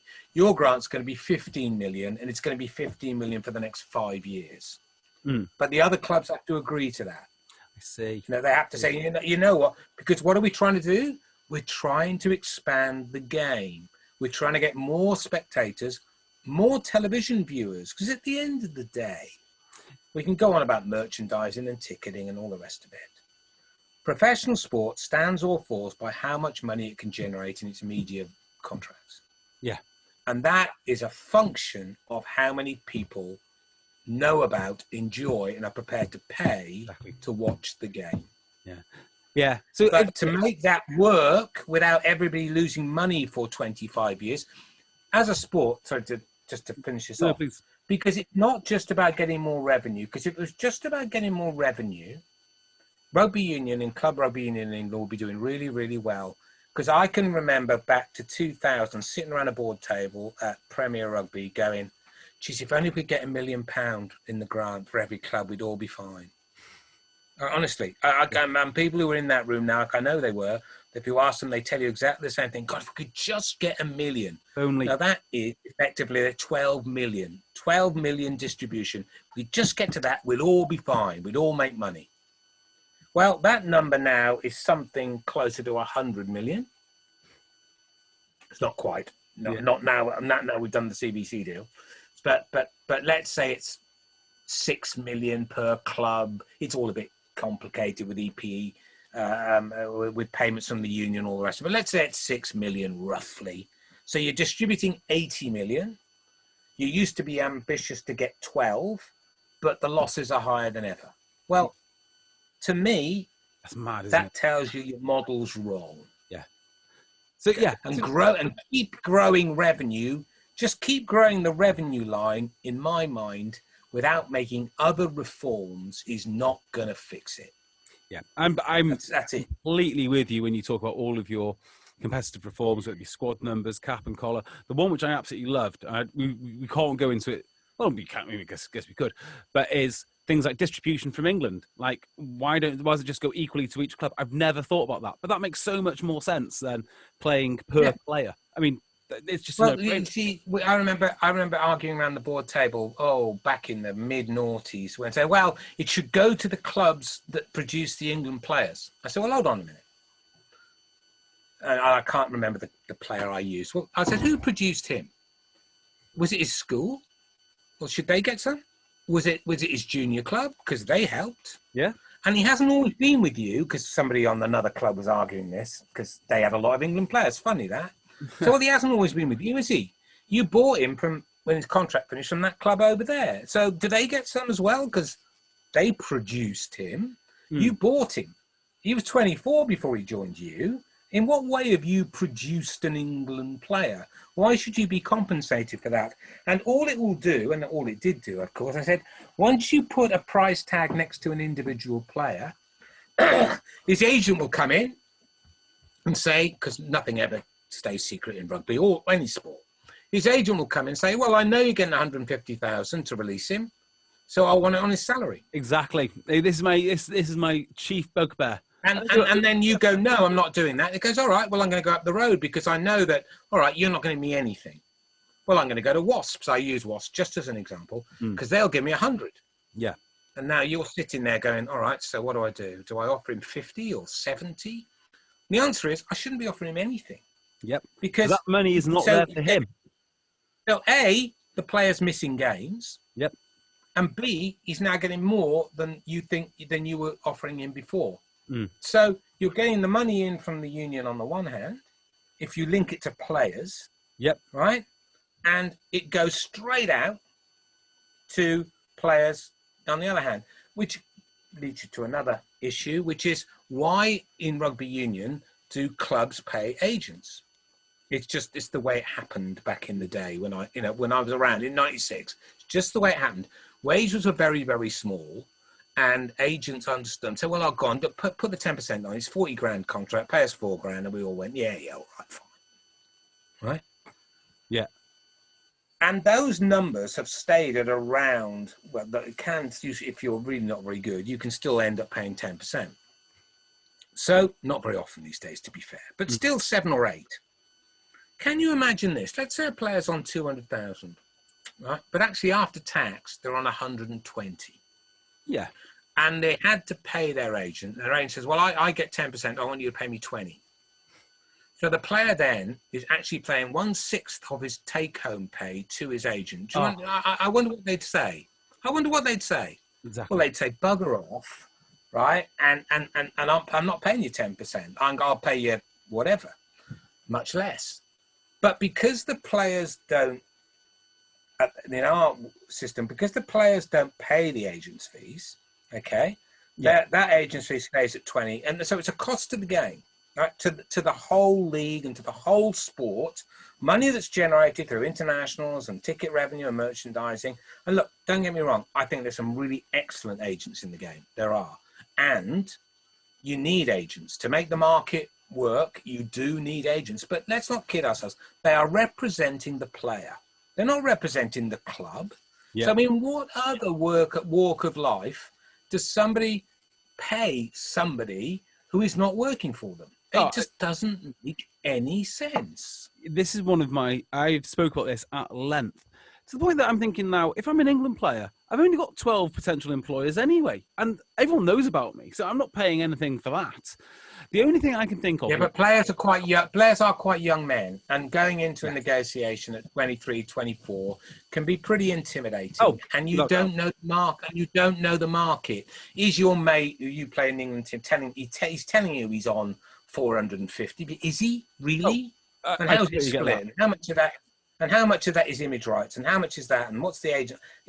You do need. I always used to say to the players, if you want to stay, and you trust me to give you our best offer within the cap and what we can given other things that we need to think about. We have to get a butterfly half, and I have to pay for that, and all the rest of it.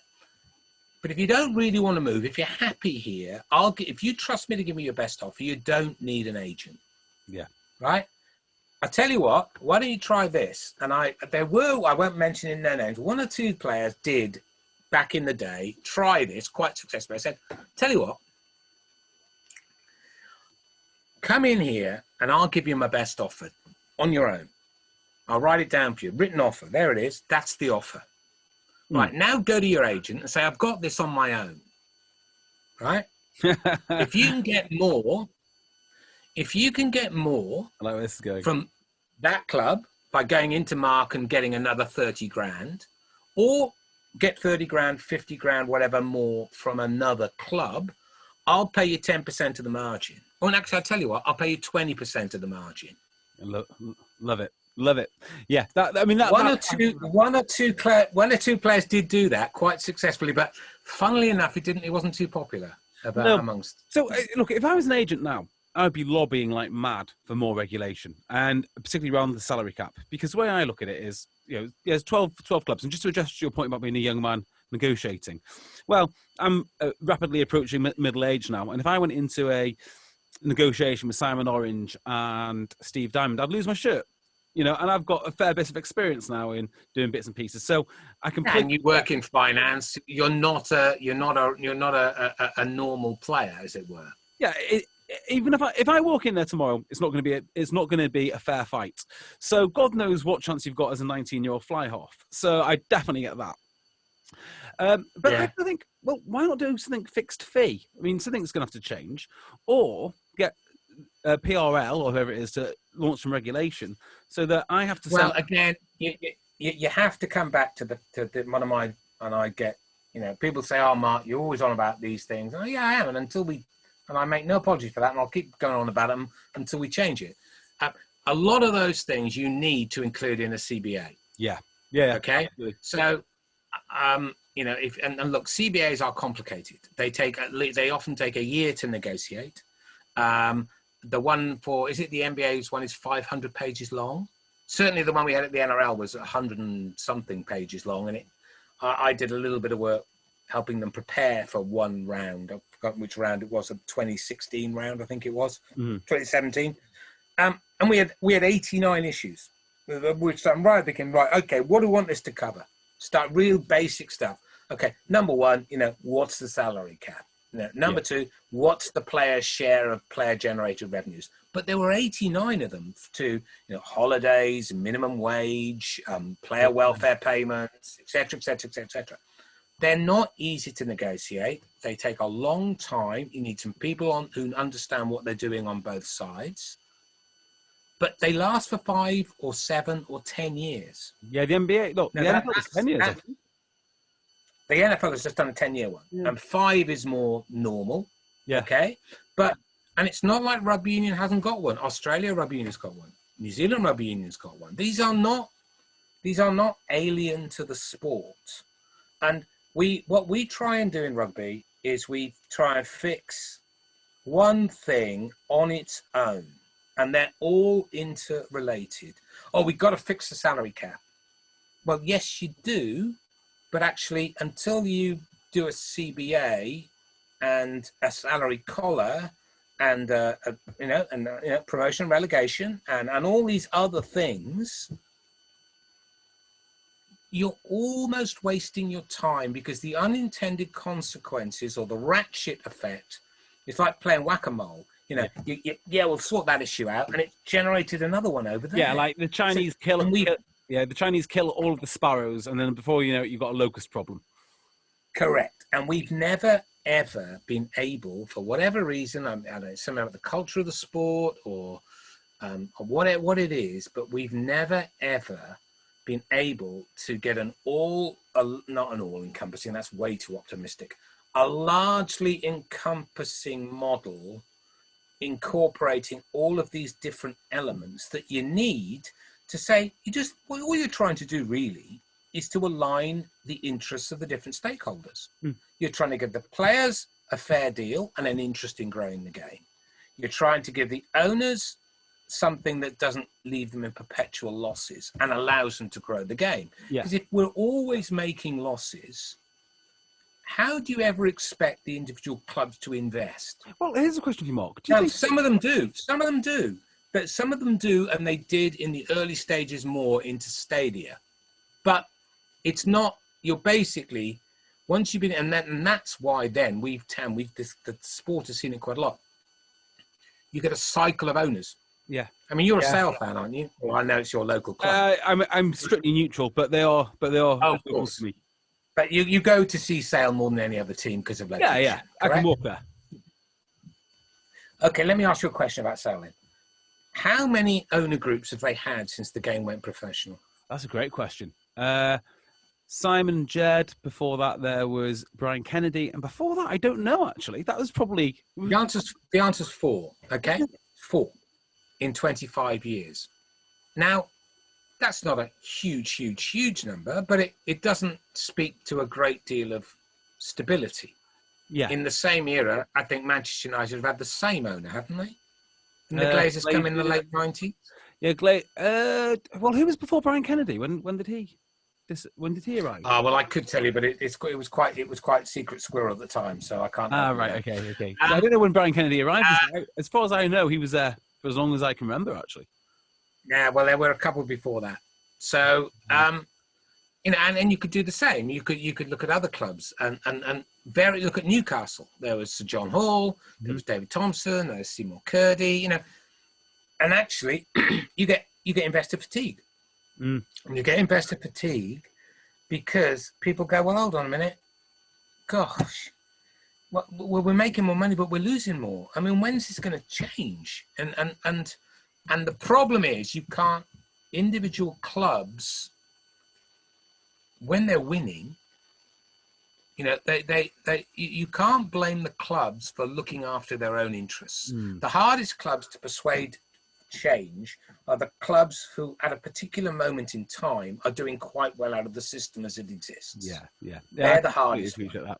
So, yeah. Do you know what? I've just forgotten my question. Yeah. So, sorry. This is what I was going to ask. So, would you say the biggest problem with making money in rugby union, or historically at least, is player wages? I mean, that to me is not just player wages. Sorry, costs generally, and I would not just say players. You also have a look at the number of people who are now employed in the playing side of teams. Yeah, that has exploded. I'm not saying they haven't got a job to do, of course, but it's a little bit like we can always have. We've got 2 physios. Well, maybe we could have 3. We got 2 strength and conditioners. We could do with 4. We could, you know, we want an attack coach, a defense coach, and a scrum coach, and before you know it, there are your payroll has exploded, and there are no. Again, I don't know whether it's because we've never quite in this country got past Thatcherite economics. The market will fix stuff. There are certain things the market's really, really bad at. And don't get me wrong, I'm a massive fan of market forces in lots and lots of areas, but sport is not one of them. It just isn't. It works really, really badly. There's a reason. It's not just cultural. There's an economic reason why one of the most free market oriented countries in the world, the United States of America, has huge intervention in all its sports leagues. Yeah. Because it makes economic sense. Right? It's a bit like, you know, there's a reason we went away from private armies to a national service, armed services. It's because the market's really bad at providing that particular activity. Really bad, right? Because you end up with civil wars all over the place. It's shocking, right? You don't want certain things. The market's brilliant, absolutely brilliant in terms of generating innovation and bringing lots of things to market where there's a range of things to choose from. But in sport, if you let market forces, if you let it operate unencumbered, you do get Scottish football. Yeah. That's what you get. And I guess, because, I guess what you're saying there is it takes the freest market economy in the world in order to give the sports enough freedom to create their own ecosystem. Yeah, you sort of go. You have to look at it as growing the league rather than growing the individual components. You have to see That's quite difficult. You have to see your product, don't you, as the competition, not the club.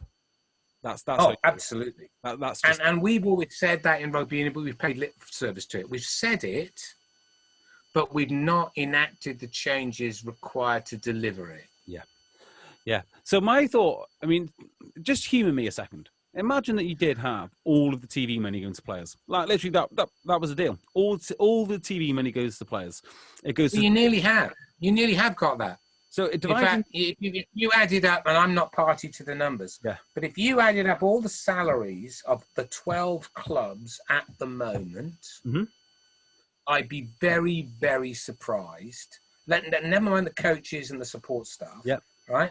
I'd be very surprised if it doesn't add up to more than the broadcast revenues. So it goes down from the top. It's divided into 12. And then each club has a sealed off bank account that's all for players. If that runs out, someone needs to go to jail or whatever it may be, rugby jail, and that's it. Now, imagine that I'm the player, and everyone gets paid by percentage, right? So your contract is, I play for Sale Sharks, and I am worth 10% of the salary cap for 5 years. So if the TV money drops by 50% next year, guess what? I get a pay cut. And that's simple as it gets, right? Yeah, that link is something that lots of sports have got. It isn't year by year because you negotiate abroad. Why our CBAs tend to be 5 years long in most sports is because the broadcast contracts are 5 years long in most sports. So now you link the two. Now think of yourself as a club owner, okay? So all your salaries are taken care of. You never need to worry about paying another player ever again because the TV money does that or the central revenues do that. But my point to you, JB, was that is effectively almost what happens. Yeah, but it isn't what happens, is it? Because the clubs are still picking up an extra above that. So by separating them out, you say, look, players, you get the big... What do you mean? Well, because if you had because there is a shortfall somewhere. For instance, a marquee player might push you over, or there might be it's not always the case, is it? That if we added up all the player salaries, you'd find that club owners are still subsidising player wages. Does that make sense? Without having access to all 12 or 13 management accounts, I'm not sure about that. What I do know is whatever the relationship is between the broadcast revenue, you have to be careful here as well, because what do you mean by how do you define what is a broadcast revenue and what is just sponsorship, etc. So, but whatever way you cut it up and how you define broadcast, I would be the percentage relationship is of salaries and player costs is too high. Yeah. Now that doesn't. It's not all salaries, but the money that all the clubs are spending on their rugby departments is too high. Yeah. Let me give you an example. So take the AFL, the Australian Football League, the Aussie rules. They don't call it that, but we do. They have a salary cap, and a very sophisticated salary cap, and they have a draft, right? And yet they were still concerned that the rich were getting richer and the poor were getting poorer. So a club like my team, Richmond Tigers, and I did live in Richmond, so that was my local team, would have I've got over 100,000 members. Yeah. And St Kilda, who are 4 or 5 miles away, have got 45,000 members. So it was a massive differential in income. Yeah. So although they could only spend the same on the salary cap, what happened? Well, the clubs like Richmond started pouring money into their playing department. More physios, more strength and conditioners, more recruitment, more youth development, higher paid coaches. So their football department spend was way, way bigger than another, even though their player spend was roughly the same. So where did players want to go? Players wanted to go where they had the best experience to win a trophy.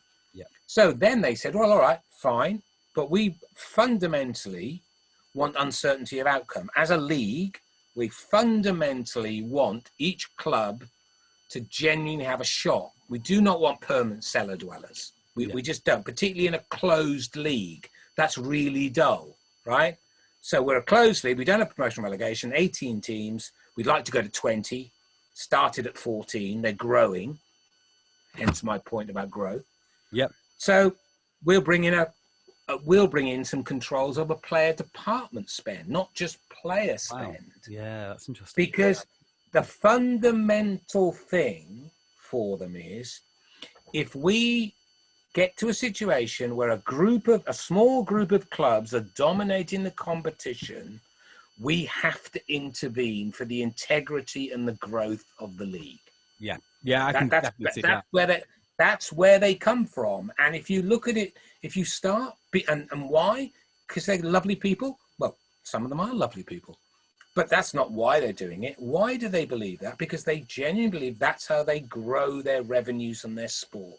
Yeah, and that's exactly right. If you want to fill up your stadium, you're going to need better coaches. And I've actually thought about that in the NFL, which is the biggest winners from the CBAs are probably coaches, because a lot of those coaches would be there for free. But if you can't spend any more on players, what are you going to do?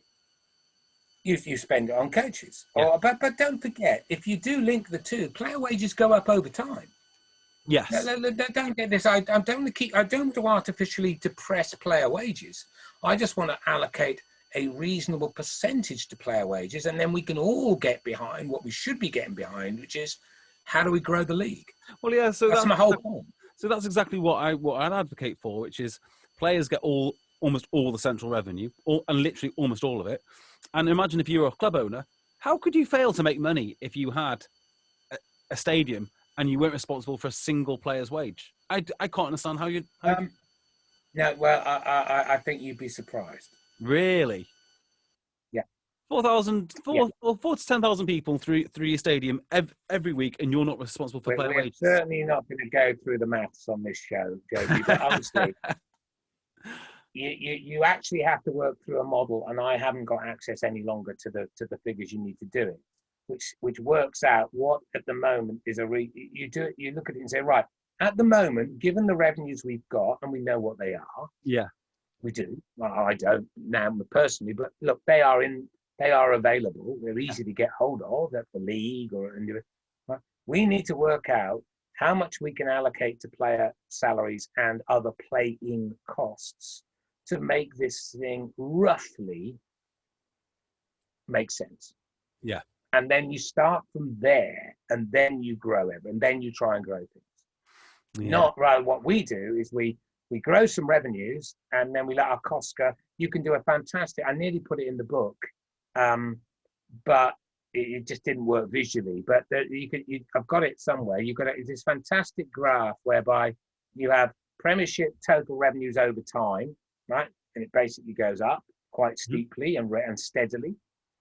And then you have collective losses over the same period, and they go in a wave, and the wave amplitude gets bigger and bigger. Incredible. So you what happens is that you get it to sort of break even. And we've done this 3 times as a league now. 3 times we've done it. You'd think we'd learn, wouldn't you? You got it to a place in the early noughties when most clubs collectively, there were some making losses and some making profit, but collectively it was roughly break even. And then the clubs, 1 or 2 clubs started either with a new owner or because they were making money, spent more. Now the other clubs to compete, spend more. So the losses explode. You're up on the wave. Then it gets out of hand. There's an amnesty. Salary cap transgressions are forgiven. Happened in 2005-06. Wages plateau. Revenues keep rising. You get back to roughly break even. And then it goes off again. Only it goes off to a bigger degree. The amplitude of the wave goes up. Then you have another round about 2014-15 when it was swept under the carpet, right? And then everyone gets back nearly to break even in 2016. If you look at it, I'm nerdish enough to go over all the company's house and the accounts, and it got roughly back to sort of, and then goes off again, and it's even bigger. What is it that terrible cliche about doing the same thing every time and expecting a different outcome? Definition of madness, is it not? Yeah. Well, we've done it 3 times now, and I don't know why anyone expects, if we keep doing it the same way, why would the outcome be any different? Yeah, I guess the only silver lining for me is CVC, which is where we started all this actually, is maybe the adults in the room say enough's enough, boys. You're gonna have to. But I don't. CVC. I don't think that's on the cards. But CVC aren't liable for the cost. Yeah. By the way, CVC completely with CVC's deal is about percentage of revenues. Yep. And we've always been quite good at driving revenues. Well, that revenue growth has not been the sport's problem for the last 25 years. You can plot it on a graph. It hasn't been. Revenue growth has not been the problem. And this is what I try and hammer home to anyone that ever listens to our podcast, which is it is literally just they're not responsible for the losses. But the people I've spoke to in the game do give me the talk about, well, now we've got the business expertise around the table. And I'm thinking, well, look, your owner bought a rugby club and he's got a load of other businesses. I think you've got enough business expertise, actually. Say what you like about various people who own rugby clubs, but lack of best business expertise is not one of them. Yeah. Not one of the criticisms you could level. Anyway, there you go. Mark, that has been fascinating. Thank you so much. I really appreciate your time. You should do it got a bit technical. It got a bit technical at parts, so I do apologise. As it should do. As it should do. You should do your own podcast. That's what you should do. Mate, you're all right. I'm quite happy coming on yours. It's a pleasure. Thanks for asking. I mean, I guess if you have access to market-leading podcasts, why would you reinvent the wheel, hey? But thank you so much, and hopefully we'll catch up again in the future. Yeah, I hope so. Keep in touch. All the best. Cheers. Mark. Thanks for that, Mark. That was awesome. Here you go, mate. Far too long, but whatever. No, it's ideal. You've got another podcast this evening, have you not? I have. I've never spoken to him before, but you put him in touch. I've only got an hour because I've got an 8 o'clock call to New Zealand on a big project I'm trying to work on at the moment. So, the lovely blokes. They just deal with Scottish rugby. And anyway, it's about Scottish rugby, and I know very little about that. Is there much to know? Well, I've got to say something. So yeah. Well, I'll tell you what. I've got a really interesting interview lined up with a guy called Dan Muse. Have you ever heard of him? No. He is an architect whose specialisation is stadiums and has built a load of NFL stadiums. Oh, who's he work for? It's his organisation, Dan Muse. Muse, or I can't say his name, but Phil, who's on our podcast, is very senior in construction, and he's on the Everton project. I might just interview Phil actually because he knows everything about everything. That's interesting because I'm looking at an indoor arena at the moment on behalf of somebody to maybe buy and reconvert a sports arena. Oh wow! And I mean, it's not really my area. I mean, I feel I'm a bit sort of, I'm flapping around a bit, not quite sure. But I'll just find people who understand it more than I do. That's how I've made a career of that. I don't understand that. Right, well, I'll find somebody who does. Well, Phil is your man. The guy's a genius. I mean, seriously, he's a genius. Who's he work for? Lang O'Rourke. He's very senior there. Oh, does he? Yeah. So he's on the Everton project. He's in charge of about 100 lads, I think. And he has had to fire, not him personally, he must report in someone else, but they've had to fire this damn Muse guy because the Everton owners come in and said, right, we want this. And he's got a forward-focused budget and he's bought in a designer of Rolls-Royce. And they're like, you can't afford that dummies. He's got to go. You can afford us. Now, it's still a hell of a project. And it's everything like things you don't really, I mean, you probably know about these things, but I wouldn't. Things like the backup electricity generation, how the lights work, how many phones are connecting to the Wi-Fi. Yeah, I mean, I did a, as I say, 3-phase build project at the Stoop, and I know nothing about construction, absolutely nothing, right? But I can read and I can ask questions, and we had a budget for the big build for 9 million. That was the budget, and we borrowed 6 and we raised 3. And it could not go over 9 million. It just couldn't. We didn't have any, I mean, actually, the owners would have chipped in, but they were chipping in. They were still chipping in a lot for the bloody everyday losses. So why the hell should they pay for the stadium as well? But and we didn't get onto it on the pod. But you could argue. You see, there is an argument in sport. You say, well, it doesn't matter about losses as long as the asset value is appreciated. Yep. But until you can show me where an owner in the UK, in England so far, has actually made money on the asset sale, I don't believe you. Well, the Glazers actually. I don't think Brian Kennedy made money on selling the Sharks. No, I don't think Andrew Branshaw made money. Actually, Andrew Branshaw got his money back. he put in 5 million, and he got out 5 million. So he made nothing over 7 or 8 years. You can get that Tigers for about £1 now. Honestly, I mean, to be fair, they haven't had to put money into Tigers for decades, but they have had to recently. Yeah. So Tom Scott and Peter Tom, I mean, they've said this time we don't expect to see our money back. Well, okay, fine. But, you know, at some point, maybe, you know, rugby will... Certainly, I was asked to help to maybe find an investor for a team outside of England, but in Britain recently. And, you know, I rang a few people. I don't know that many people like that, but I know a few. And they said, Mark, we've had a quick look at the track record of all the different owners. Why would we do this? Yeah, we like the sport, but I mean, there aren't many people like Nigel who would say, well, I don't have a yacht. I mean, Nigel Wray would say, and I said to me personally, he said, yeah, but Mark, you see, I don't have a yacht. Yeah. Yep, it's fine, isn't it? But that's no way to run a professional league. You're not going to grow into something significant if you haven't got a business model that makes some sense. I mean, Simon Orange says he does it because he loves it. And that's great, but what if he doesn't love it tomorrow? And there's your problem. And at that point, you do eventually get investor fatigue. And look, I worked for Andrew Forrest until recently, who's got something on the region of 25 billion. That's decent. Right? Billion. You know, so he makes everybody around the English table look like a pipsqueak. What's he into, like raw materials or mining or something? I imagine. Iron ore, mining. Yeah, that makes sense. Mining. So it's an incredible story, but I won't bore you. I haven't got time. I'll bore you with it. But